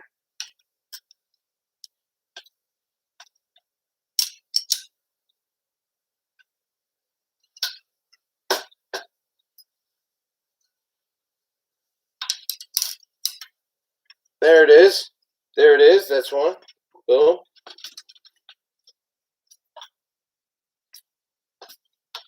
Boom. Love it. Love it. All right. Okay. Oh. Got some setups to show you.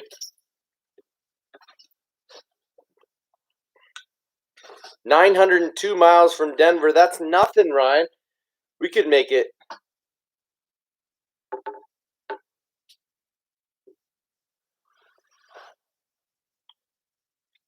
Corbin says, I need recommendations on a catfish spinning setup. Medium heavy, probably. Do you have an idea? Budget combo. Dude, I don't. I'm not a cat fisherman myself, so I don't want to give you bad recommendations when I'm going to recommend bass fishing gear most of the time. You're going to want something a little bit heavier. You could go with like a freaking ugly stick.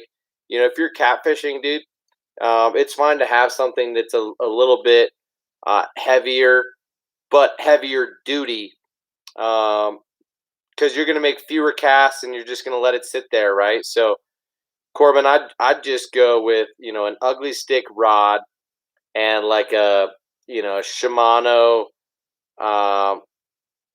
You know, I've got one over here. You'll see it in a few minutes. But Shimano makes a cheap reel for like $30, the Sienna. That one's pretty good. You throw, you know, a 3,000 size Sienna on an ugly stick GX2. I've got one over here, and you're good to go.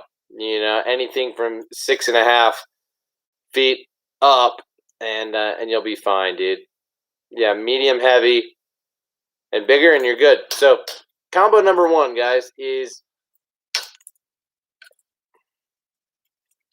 swim bait setup.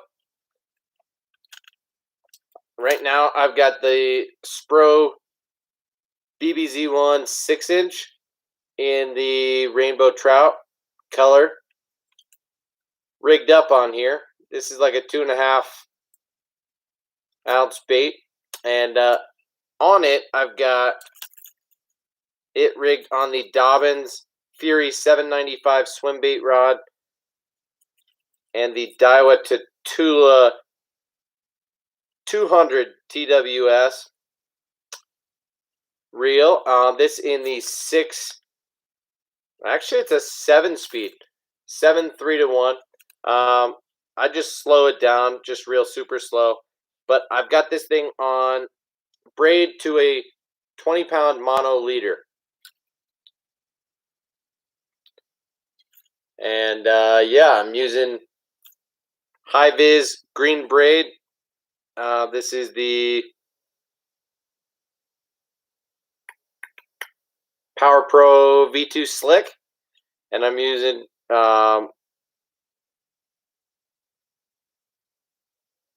Ultra Green, Maximo Ultra Green Mono, 20-pound. So that's kind of my swim bait setup. That's the swim bait that I'm throwing right now.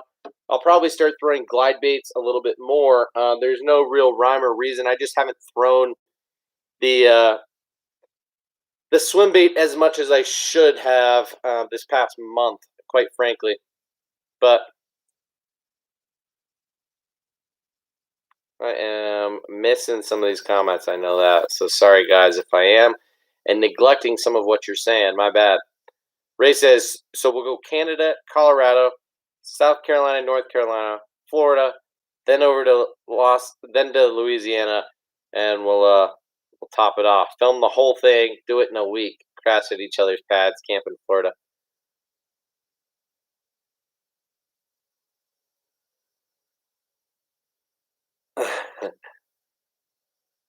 Ryan is it's gonna be a little bit tough to get to Ryan, huh? So Yak Angler 419, I forget your name. I'm sorry about that, man. You say any reviews on the new Dobbins Boom Boom rods? I have not tried those. I've only seen a small amount about them, and I'm sure they're good, to be honest. I don't know much about what the deal is with them, but you know, I'm not gonna jump on something like that. I usually don't get too ahead of myself with brand new rods and reels, unless it's like a new version of something that I've already had. But if it's a new release, I'll usually wait for other people to try it out and give me the heads up before I decide whether to invest the money. You know, at some point, I hope to get to more of a level where I'm kind of upgrading my equipment year to year and can play around a little bit more of just trying the latest and greatest. But for now, that's still not yet me. I'm at the point where I'm trying to add combos to my arsenal so that I've got dedicated combos to specific techniques, more so than just using 3 to 5 rods for everything. Because as primarily bank fishing, you're not going to carry around more than 3 or 4 rods at a time typically. So you do gotta to pick and choose your presentations. You gotta have some versatile setups, and kind of meet in the middle with those two things. So, oh, Ryan, you can stay at the cabin. It's a 20-step walk to the dock. Catch perch, walleye, pike. Bang, I'm in. That sounds epic. Riley's only 969 miles away. Boom. Ron Holly's in the house. What is up, Ron? Good to see you in here. Hope you're doing well this evening. Looks like there's only 7 of us chilling right now. If you haven't already hit the thumbs up button, which there's 12 already, do that real quick for me. Ryan says, Ray, I'll take you trout fishing in the river 20 miles from my house. Had the world record rainbow. Has been known to produce browns around 40 inches plus. What? Wait, plus 100-pound sturgeon, 40-pound pike, walleye 15 pounds. Ryan.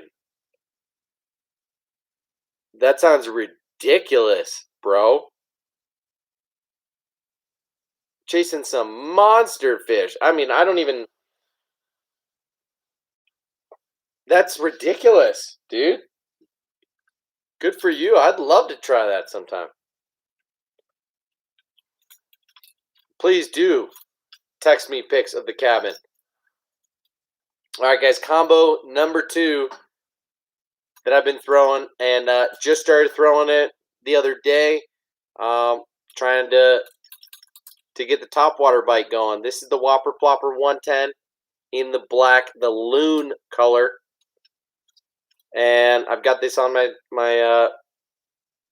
this is a heavier setup because this bait weighs, I think, just a little over an ounce. And I've got 2 spools for this reel. So I use this setup for a couple of different applications, but I will throw some top waters on it. So anyway, the reel I'm using is a Quantum Smoke S3 PT. Love this reel. Might be my favorite reel. It's super smooth, very hard to backlash. Like, very hard to backlash. Easy to dial in the settings, and it casts like a dream. So it's also got a very deep spool and a super low profile. So I don't know that there's really any other reel like it on the market that can palm so easily. If you see this is the way I'm holding it all the time, and I have small hands, right? So bomb it out there, and then like very small reel, and you can fit 150 yards of standard line on here, where on an ordinary reel you'd only be able to put like 110 or so. So deep spool, and love that. Got this rig on a Lew's carbon fire speed stick. This is the 7.3 heavy power fast action. So got that on 40-pound Power Pro braid. And like I said, I've got 2 spools for that reel, so I'll swap it out, and on the other one I've got 15-pound Seaguar and VizX, and on that I'll throw swim jigs and a couple other, like the Tokyo rig, a few other presentations that you want to set the hook a little bit harder, that are a little bit more needing that heavy power rod. You don't really need that for a topwater. In fact, it would not be recommended the majority of the time, but usually the topwater rods that I'm throwing are only going to accommodate lures up to like 3/4 of an ounce. So that 110 whopper plopper kind of just tips the scales.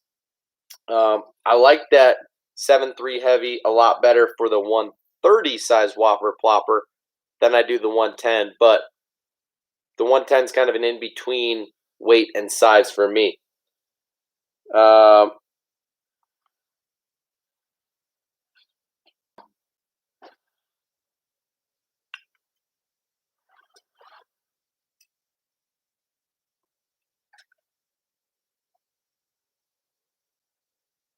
right, Ryan, I'll get your number, bro.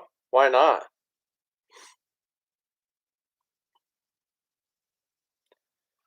All right, guys, so next up is my Chatterbait combo for this year. This is a new combo for me this year. I had the reel last year. I got the rod this year. So weird that I didn't buy this as a combo, but they do go together. I bought each of them cheap. I got the combo for, like, I guess when you do the math, something like 120, 130 bucks. Spent 60, I think 70 bucks on the reel and 60 bucks on the rod, and really like this Mach 2. So the bright green, I'm not like all about the aesthetics of having bright colors that pop, but really like the action of this rod. I was looking for something just like this for a chatterbait setup. Didn't expect to use this reel. It just happened to pair up quite well. Now, this is the 7.3 medium heavy moderate crankback series rod in the Mach 2 lineup.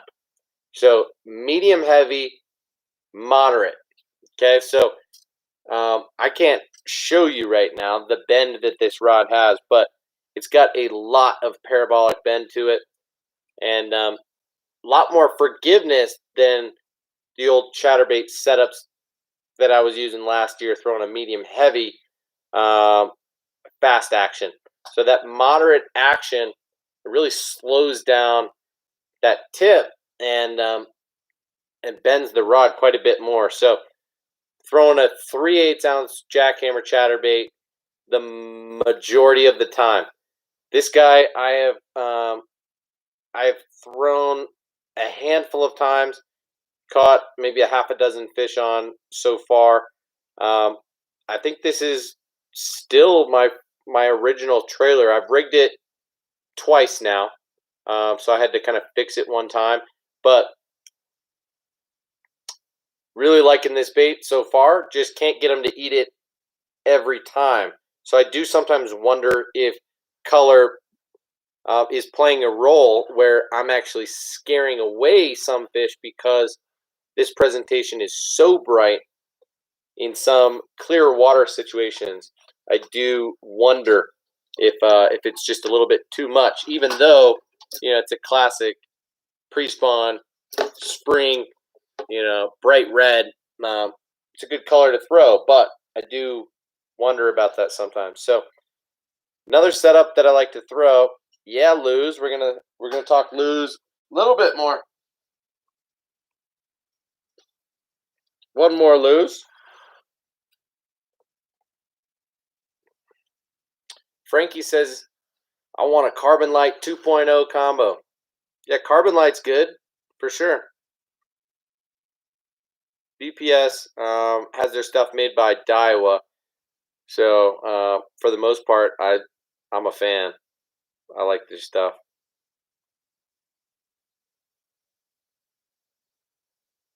Riley, take it easy. I always keep a buck knife on my side. For what?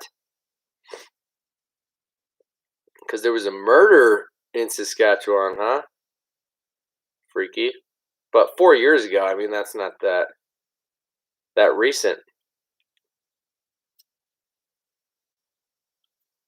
Dang, Ray, that's a good deal. 89 bucks on that combo if that was a real thing. All right, guys, next setup here.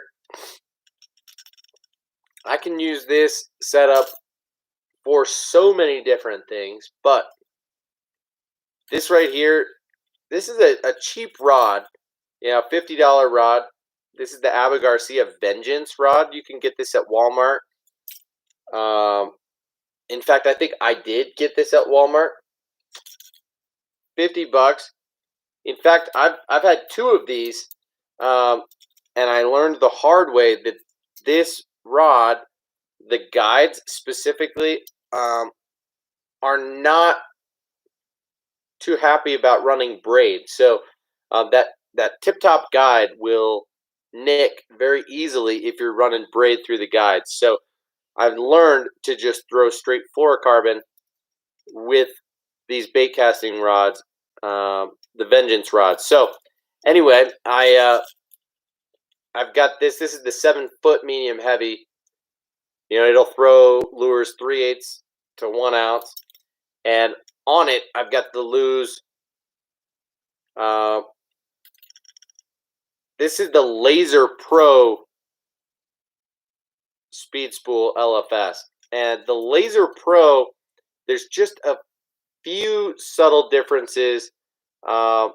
It retails for like 120 bucks, but a couple times a year you can get it really cheap, and it's like 100, or it's like 80 bucks. So I did that a couple years ago. Got this reel for 80 bucks. Got this rod for the 50, maybe even a little bit cheaper, from Walmart. And this is a really reasonable. It's not super light, but it's not heavy at all. It's very manageable, comfortable, smooth casting.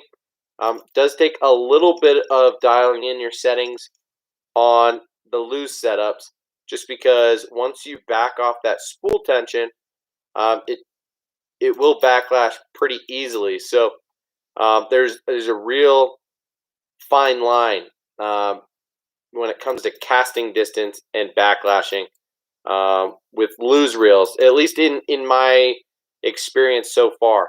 I love the low profile nature of these reels. I'll show you again just how palmable this reel is too. Very similar profile and size wise, fits in the hand just as easily as that Quantum Smoke S3 did. Very, very small reels here. Fast gear ratio is a 7.5 to 1, and nice, simple reel. It's got just the magnetic braking system, and yeah, I like it a lot. So I've got this rigged with 15-pound Seaguar Red Label fluorocarbon. This is just a basic moving bait setup, that medium heavy, fast action. So I've got a square bill tied on here. This is like a spring square bill that I really like. This is the KVD 1.5. I forget what they call this color, but it's got a red back with some flake in there. It's got the eyes painted Craw style onto the tail instead of on where the eyes would be on a standard crankbait. It's got that yellow belly, more orangey yellow. Really like that color. And this is the rattling KVD 1.5 square bill. Of course, I've got the hooks upgraded to Mustad triple grips in the large size 2. But I will throw chatterbaits, swim jigs, Texas rigs, swim baits, kind of anything and everything on that setup right there. 7-foot medium heavy will kind of do everything for you. So And keep in mind, these are not all the setups that I have. These are just the setups that that I've got rigged up and that I've been using recently. So next up is my the setup that I'm probably most excited about this season still. This is all Daiwa, and this is my shallow cranking setup. As you can see, it says 7-foot shallow cranking / top water. So it also can work as a jerkbait rod, but essentially this is a 7-foot medium moderate. What do they call it? They call it a regular action. So it's a medium power, regular action, very soft rod here. Super lightweight, very sensitive. Nice thick cork handle. Cool little Daiwa accents here and here. And just a sleek look to it. And on it, I've got the Daiwa Tatula SV reel. This is the old model. You know, they just released a new model for 2020. I'm not in a rush to get that.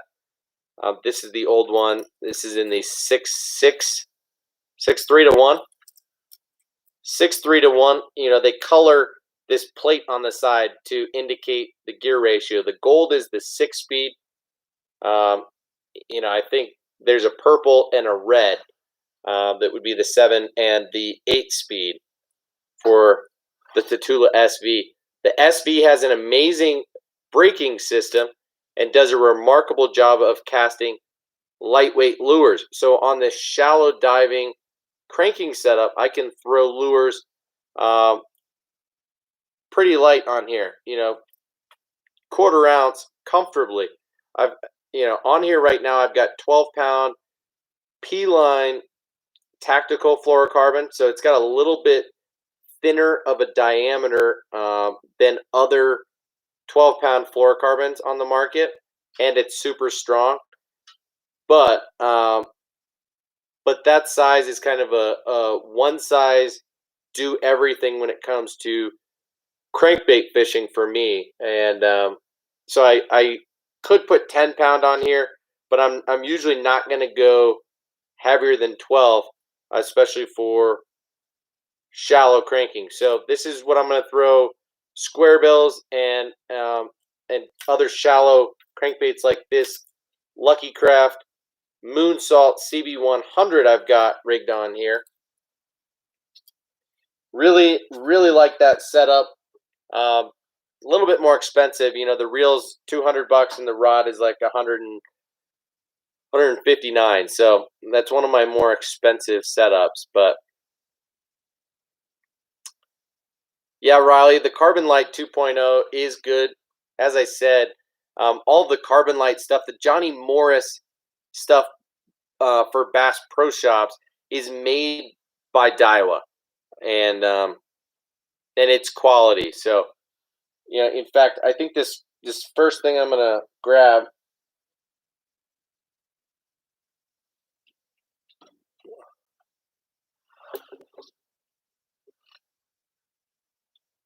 So here's an ultralight setup that I've got.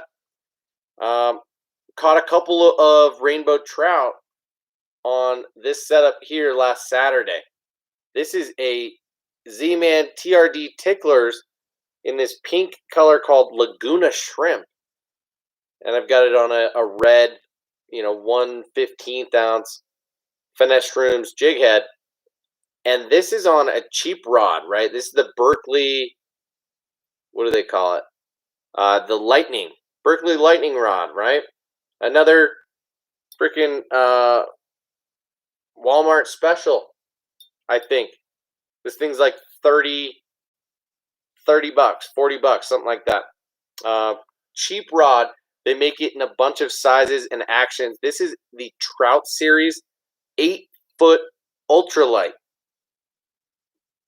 So this thing is made for lures rated 1 1/32 of an ounce up to 1/4. And so super light line, light lures, and you can cast a mile with that 8-foot rod. So meant for trout fishing, but you can use it for bass. You can use it for panfish. On it, I've got a 2500 size Bass Pro Shops Johnny Morris Signature Series reel. And I absolutely love this freaking reel. It feels so much like a Daiwa reel to me in how heavy duty the bail is, how silent it is when it opens, how nice that drag sounds when it clicks, how smooth the operation is of the handle. I absolutely love this thing. And color-wise, it matches up nice, with this matte sort of finish on it. That is my ultralight setup for when I'm not in tight situations. Now, when I am,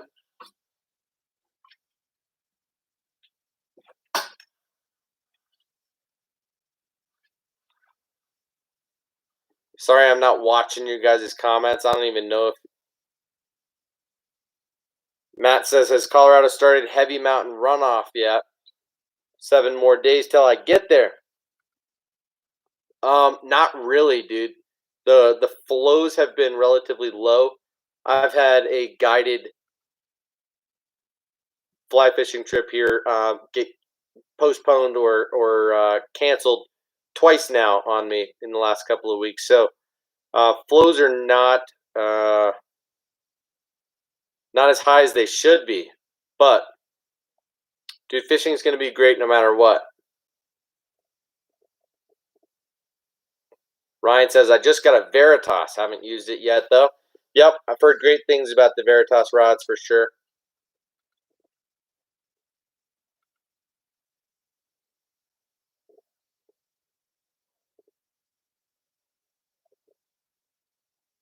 Ray says, I like wind grips, and I know a lot of people prefer cork or whatever. I actually like their next rod up, the red one. Can't remember the name, but it's like $175 when not on sale. Yeah, I don't know the names of those rods either, but that's a good point. So Ray says, I got mine in medium moderate, and it's perfect for my square bills. Yep.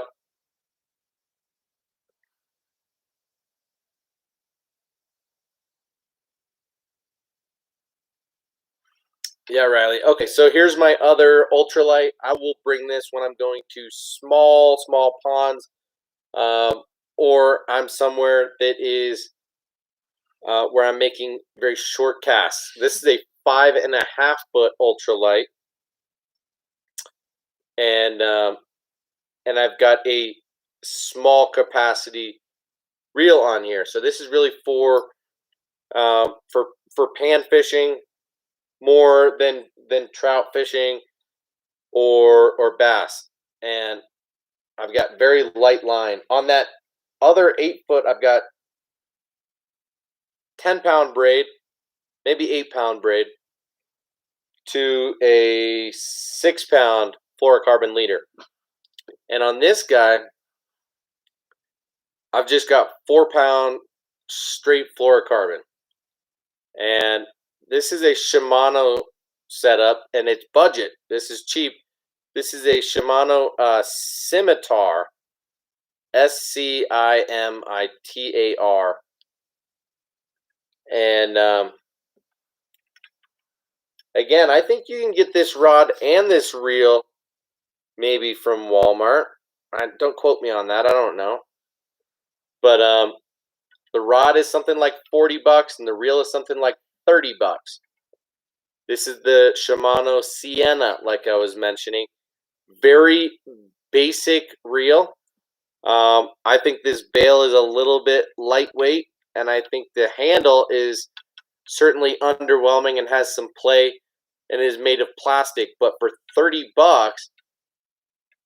it's Shimano. It's got a good drag system on it, and I haven't had any issues. I've got two of these. This one is the 1000 size, so this is an ultralight setup. You know, it says it will hold 140 pounds of 4-pound line. So really small spool here, but that's the point. So this will throw lures from a 1/32 to 3/16. Pretty much the same lure rating as that last one. This has more real cork than that Berkley lightning rod, but when it comes to ultralights, I typically don't invest a lot of money, at least right now. Got two more setups that are rigged that I want to show you, and then we'll cut it out. It's about time to dip out of here.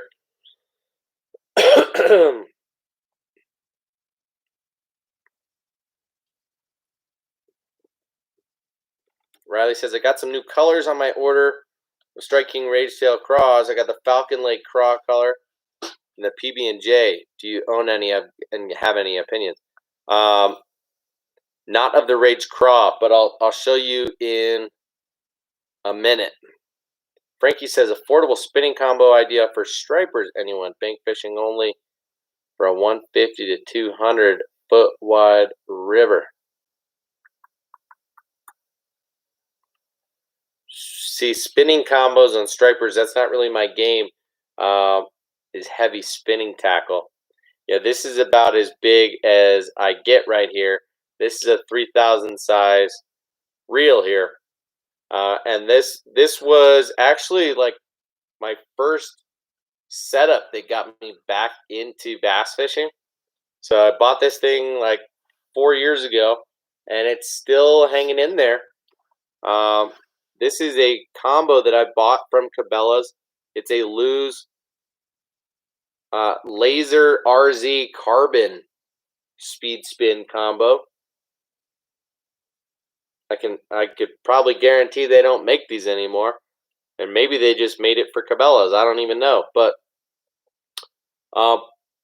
pretty decent setup here. This is one that it comes as a combo, sold for $100, and I'd say it's almost worth that price. It's a little bit more plasticky than it should be for that price point, and considering it's got EVA foam grips, but you know, and an IM7 blank, so it's very decent setup. But it's got a higher gear ratio. It's got a good drag system, and it's a 6'6" medium. Okay, 6'6" medium is the deal. If you're just getting into fishing, this thing will cast lures 1/8 to 1/2. So if you've got something that can cast lures as light as 1/8 of an ounce, you're good to go. I've got this tiny little HD trout lure from Dynamic Lures, the one that we talked about the other night. This bait right here, this jerk bait, it is a sleeper.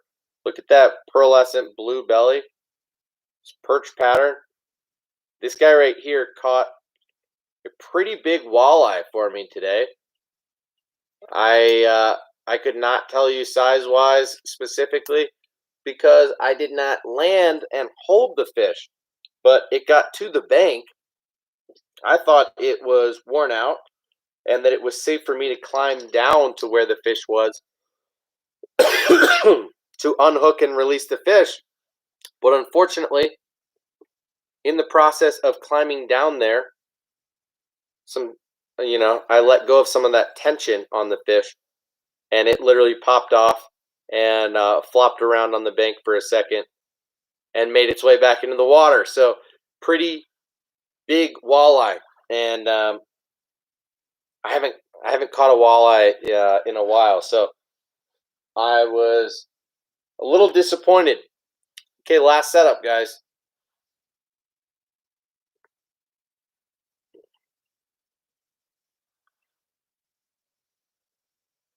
Ray, you like my red setups? I've got a couple of red setups. Got that red braid on my red rods and reels. So here is another very versatile setup. Last year I used this rod a lot more than I should have. Did a little bit of damage to it, and I'm still just trying to get a little bit of extra life out of it. This is a 6'10" medium heavy fast action. I think it's a 6'10". Yeah, Shimano X-Age. So this was a $100 rod. It's got a split, cork up top, EVA foam down bottom, and just an awesome budget rod. They only made them like for a couple of years though, and they've already discontinued them and since moved over, and essentially the new SLX rods are the same deal. So this rod has become like my spinnerbait combo essentially. 6'10" medium heavy, and it has a pretty fast tip. So I like it for spinnerbaits. I also like it for lightweight Texas rigs and things like that. So on it at the moment, I've got this 1/8 ounce tungsten bullet weight and a this is either a 3/0 or 4/0 Mustad EWG grip pin and a standard size Rage Bug in the chameleon color, which, as you guys know, is my favorite color of that bait. They do have it in stock at Discount Tackle pretty regularly, and it's just ridiculous. On one side you get like a watermelon red, the other side you almost get like a PB&J. It's really rad color. Like the name suggests, chameleon, it kind of blends into all conditions. So anyway, that's like 8 or so setups that I've got rigged at the moment. I still have a bunch. I shouldn't say a bunch, but I still have 3 or 4 combos upstairs. My jerkbait setup, my my jig setup, both of my Lew's custom black combos I don't have here. My main spinning combo I don't have here, and I'm missing 1 or 2 others. So anyway, that mostly covers it, and I'm gonna wrap this business up here soon because it's getting late, guys. But it's been fun hanging out. Ray says I'm totally getting that news red loose smash, at least the spinning setup. Yeah, well, I'm telling you that red Power Pro braid is sick. And I've always been a little bit of a Power Pro guy. I like the standard Power Pro just fine, and I like the V2 Slick as well. So, I like certain sizes. I'm not a big fan of the like the 20-pound Power Pro, but whatever. I mean, it's just nitpicking little things. So you guys getting that smash? Gonna live that smash life, huh? All right, Riley. Falcon, Lake Craw, and PB&J. So I think I've showed you guys this Plano box. I do like. Is it Plano? Yeah. I don't want to disrespect the brand, but it's cool because it's split, right? So you get 4 rows here and 1 open section here. You can put dividers to make these 4 sections as well. But what I like to do is keep it open, and I throw a couple clamshells of soft plastics in here. So the Falcon Lake Craw is one that I kind of always have with me and on me. and I really like. I don't find that it's too overpowering. It does have that dark red. There's no orange to it, but it's got that mix of green pumpkin in there. So the Falcon Lake Craw, this is not a great example, but look at the belly, super red. Look at the top. It's got a lot more green pumpkin, a lot more visible gold and red flake in there.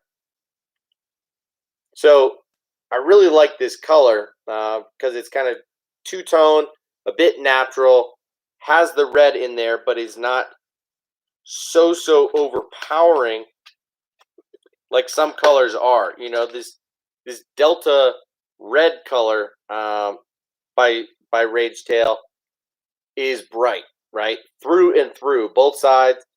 It is just obnoxious, but that's kind of the point. So the Falcon Lake Craw, I am a big fan of, Riley. And let's see here.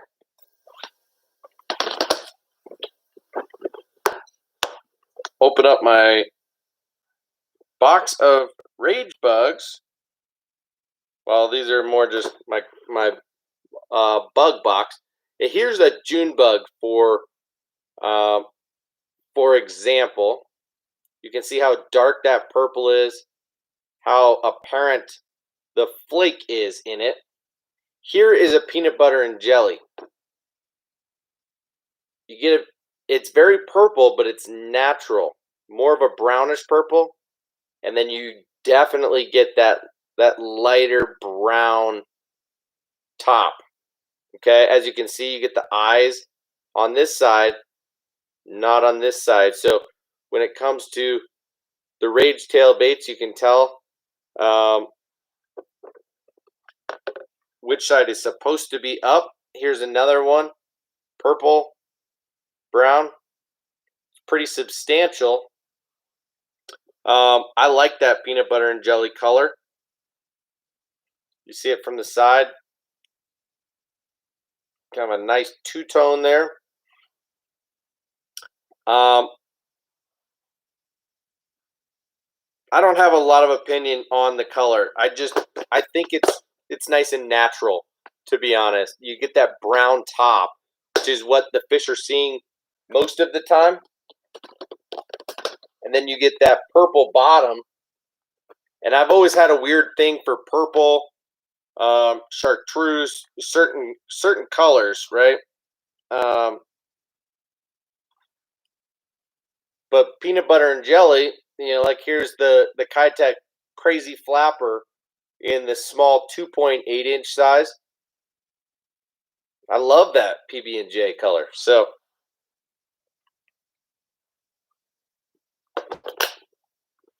I think you picked a couple of good colors there, Riley. That's my opinion.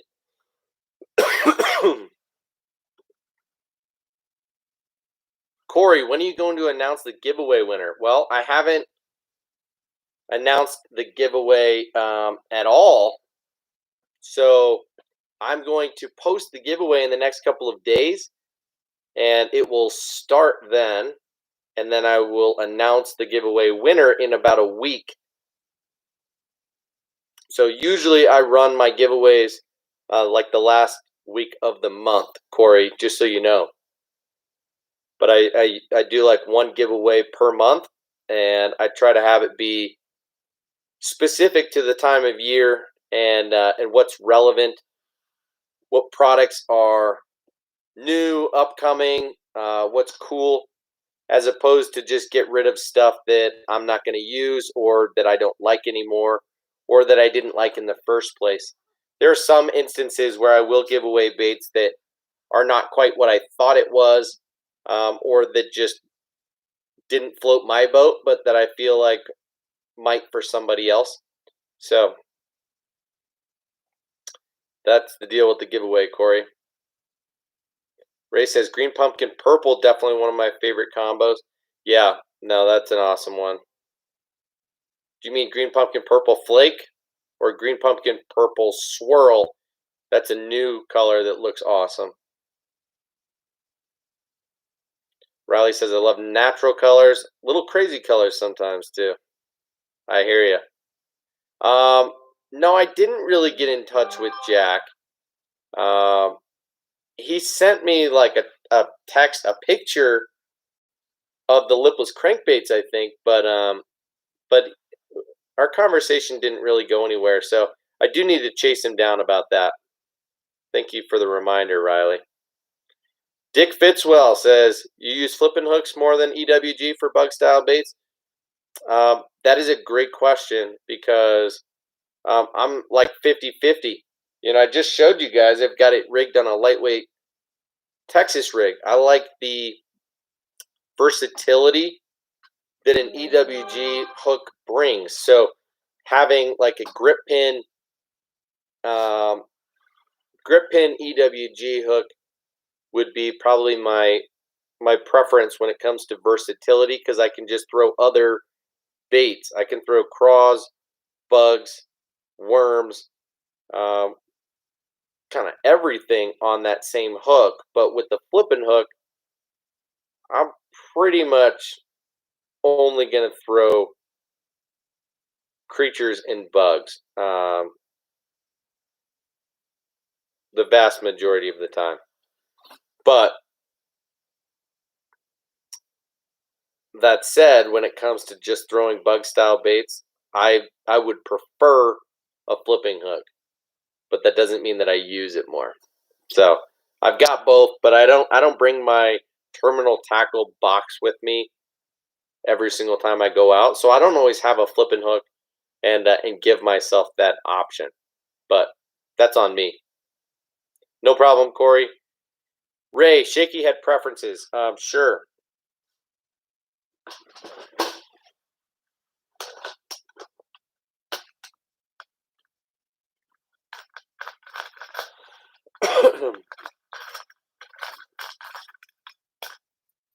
So there's a couple main ones that I throw, but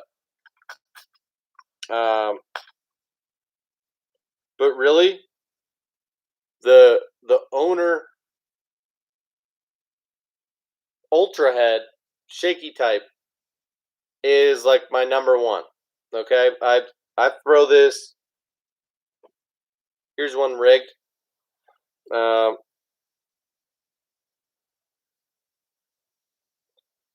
This is the 1/16 ounce 4/0 hook, and this is a 4.5 inch Kitech Easy Shaker worm on there, and I love that you can get such a lightweight, like a 1/16 ounce, and still a long 4/0 hook like that. So really cool deal. It's hard to find the 1/16 ounce weight size, but I find that the 1/8 is probably my most frequent size that I throw when it comes to a shaky head. Who makes this one? So I know Eco Pro Tungsten makes one like this, but I think this one is made by someone else. Maybe Strike King. That Pro V Bend, or no, this is a Trocar or Eagle Claw hook. That Pro V Bend is what got me there. So that double barbed keeper is wicked. Like this one, pretty good too. And then if I'm going heavier, if I'm throwing bigger baits on a shaky head,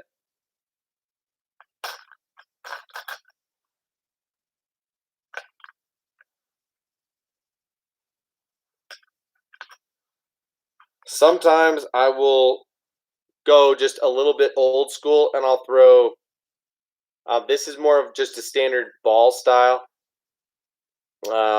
This is the one made by Strike King. This is their tour grade.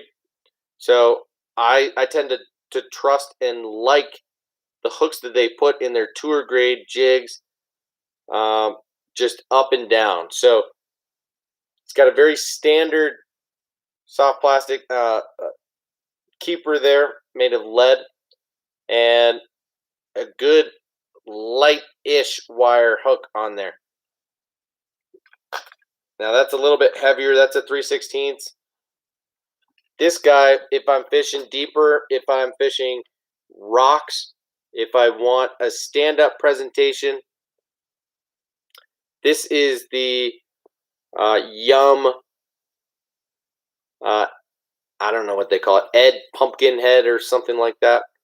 You know, it's got these eyes painted onto the head, and it's got a screw lock built in and more of an EWG style hook on there. And this is a heavier gauge hook on there, but really good value, stands up incredibly well, and I've had good hookups on it. So I like that in the 1/4 ounce weight. I think that's a 3/0 or 4/0 hook on there. And there's some other good shaky heads on the market, but those are really the main 3 that I throw. That Owner Ultra head really gets it done for me the majority of the time. I like that screw lock keeper on there, and I like a thinner wire hook. So if you can go lighter on the weight and then go lighter on the bait as well, that's pretty crucial, I've found, when it comes to fishing a shaky head. You know, is light stuff. It's not necessarily most effective when dragged or dead stick or fished straight on bottom. I find that I get a lot of bites on that initial fall or shortly after it hits bottom. So I think the way that it falls is a lot more crucial than people think. A lot of people think about just getting it into the strike zone. And so you rig it on a heavier weight, put it on a 1/4 ounce, and you flip it out there, and it goes straight down to bottom.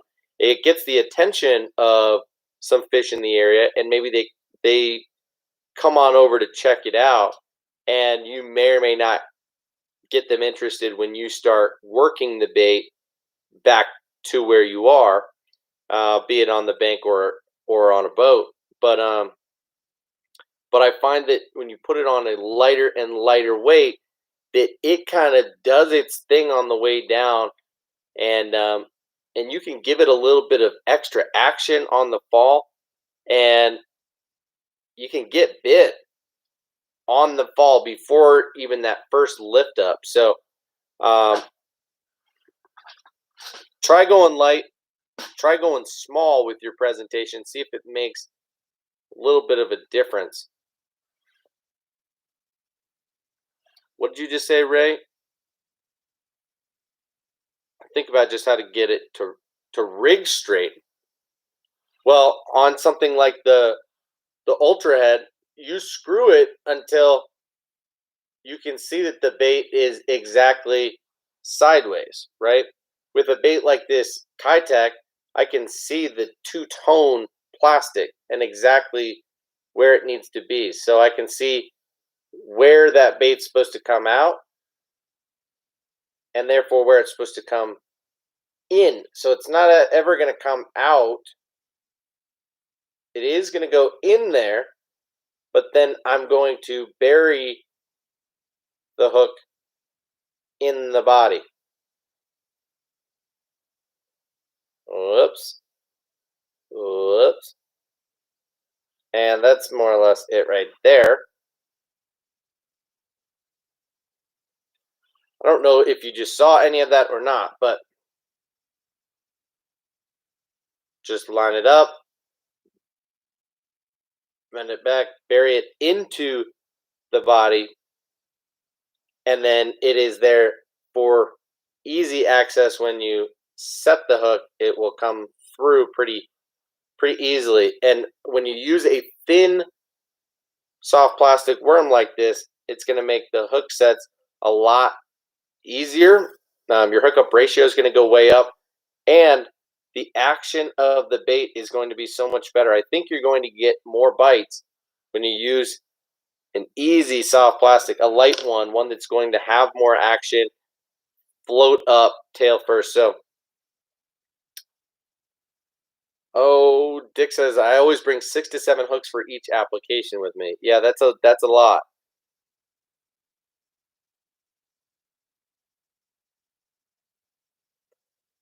Big bite shaky heads are awesome for the price. Might have to write that down. Big bite shaky heads.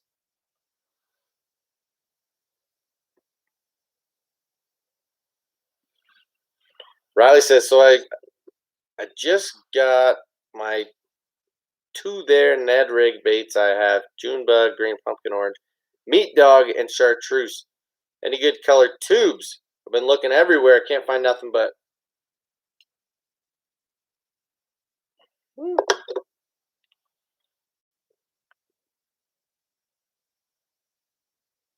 So Riley, what kind of tubes are you gonna get?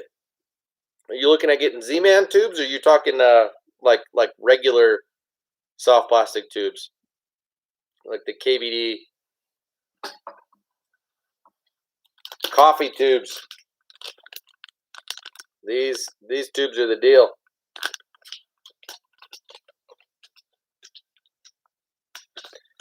And good color tubes, I mean, sure.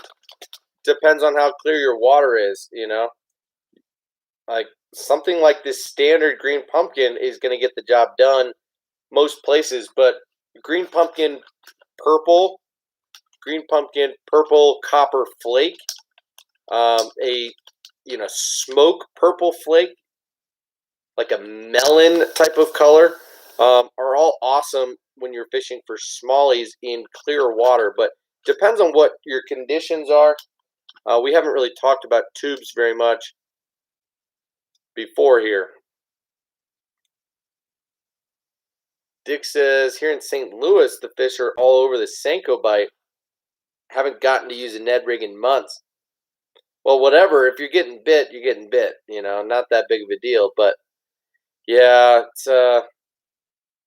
it's tough. When they love the Cinco, they love the Cinco. You know, I don't like to throw it, so I'm sure I miss out on a lot of fish just because I don't utilize the Cinco as much as I should. But you know, that's all the more reason why I picked up a couple packs of the Clouts for this year. You know, this dark melon bug is wicked, you guys. Look at that. Purple with blue flake. Black. Woo! So, the Clout is my new Wacky Rig stick bait moving forward. You know, I still will throw the Bass Pro Shops Sticko, especially in the 6-inch. That has been my go-to stick bait for a few years now. And there's just something about how fat this bait is, the amount of water that it displaces as it's moving through the water. Carry that one in a couple colors. This one right here is called Sweet Tater Pie or Sweet Potato Pie. Looks like a snake, doesn't it? Throw that thing on a Texas rig, slither that thing through.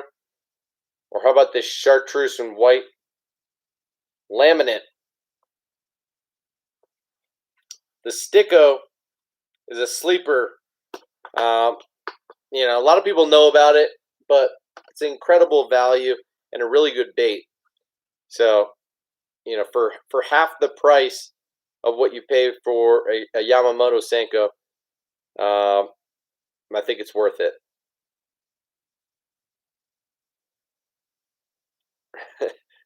Ray, I could talk you through rigging a shaky head sometime, man. No worries.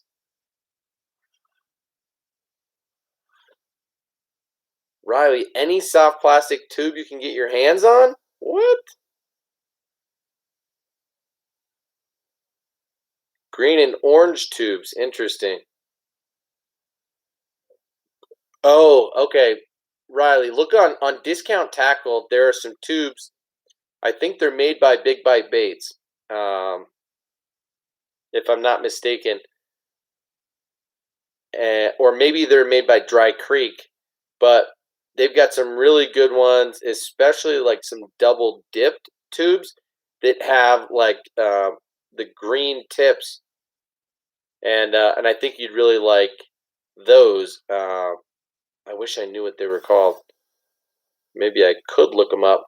Dick says, I hate to say it, but I'm having amazing luck with the Guggen stuff.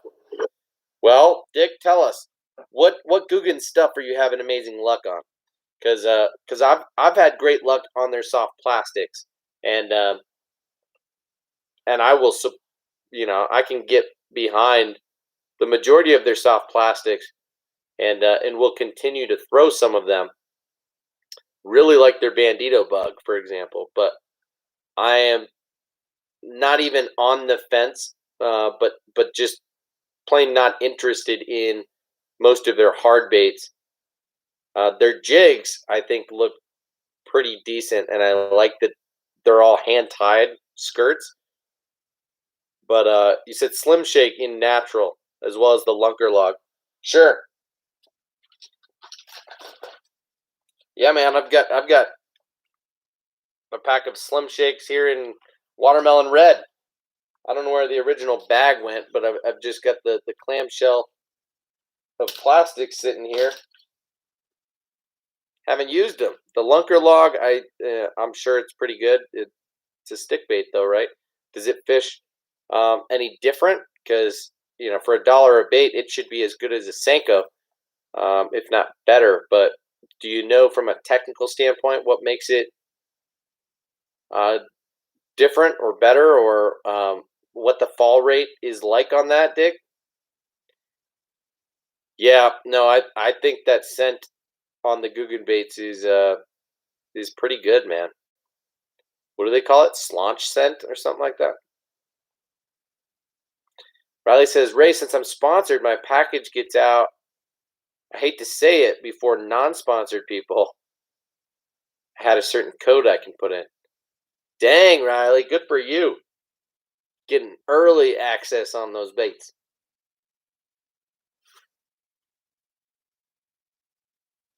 Ray, of course you're doing good on those ones. They're nothing more than the successful striking. I wish I knew what you were saying, dog. What do you mean doing good on those ones? On which ones?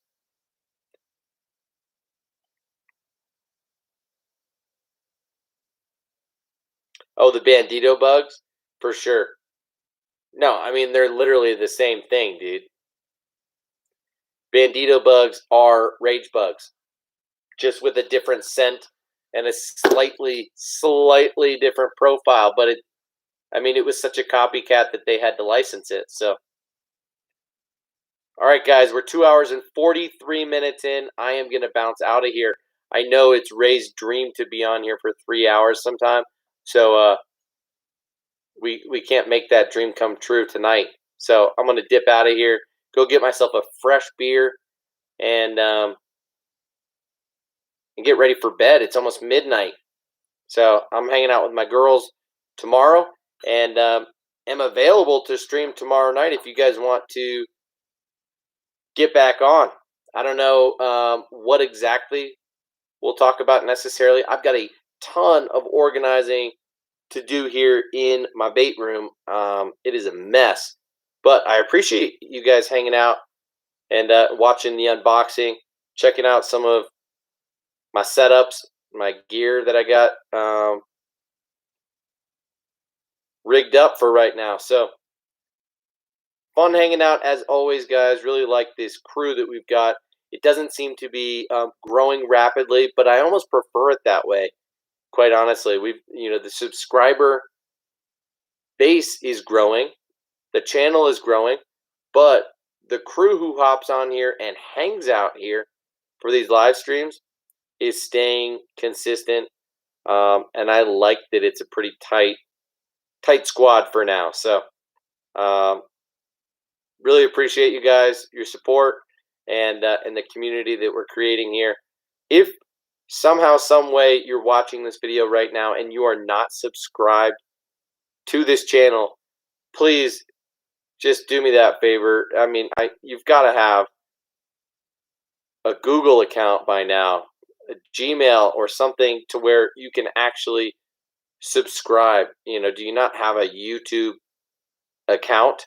I find that some 80% of the people who watch my videos are not subscribed. So hook me up with a subscription if you're not already subscribed. If you are, like most of you watching this right now, I appreciate you. And happy birthday once again to Ryan out of Saskatchewan. I'm not going to ask how old you are. I know you're feeling old. Hope you have a great rest of your night. And a good year this upcoming year. So thanks for hanging out on your birthday, man. 32, me too, dude. Right on. We're the same age. 1988, dog. Well, let's make it a good year, Ryan. Have a great night, everybody. I will most likely see you tomorrow. Feel free to hit me up by email, comment here on YouTube, anywhere. Send me a message on Instagram. Love talking with you guys. God bless you all. Have a good rest of your night. Cheers.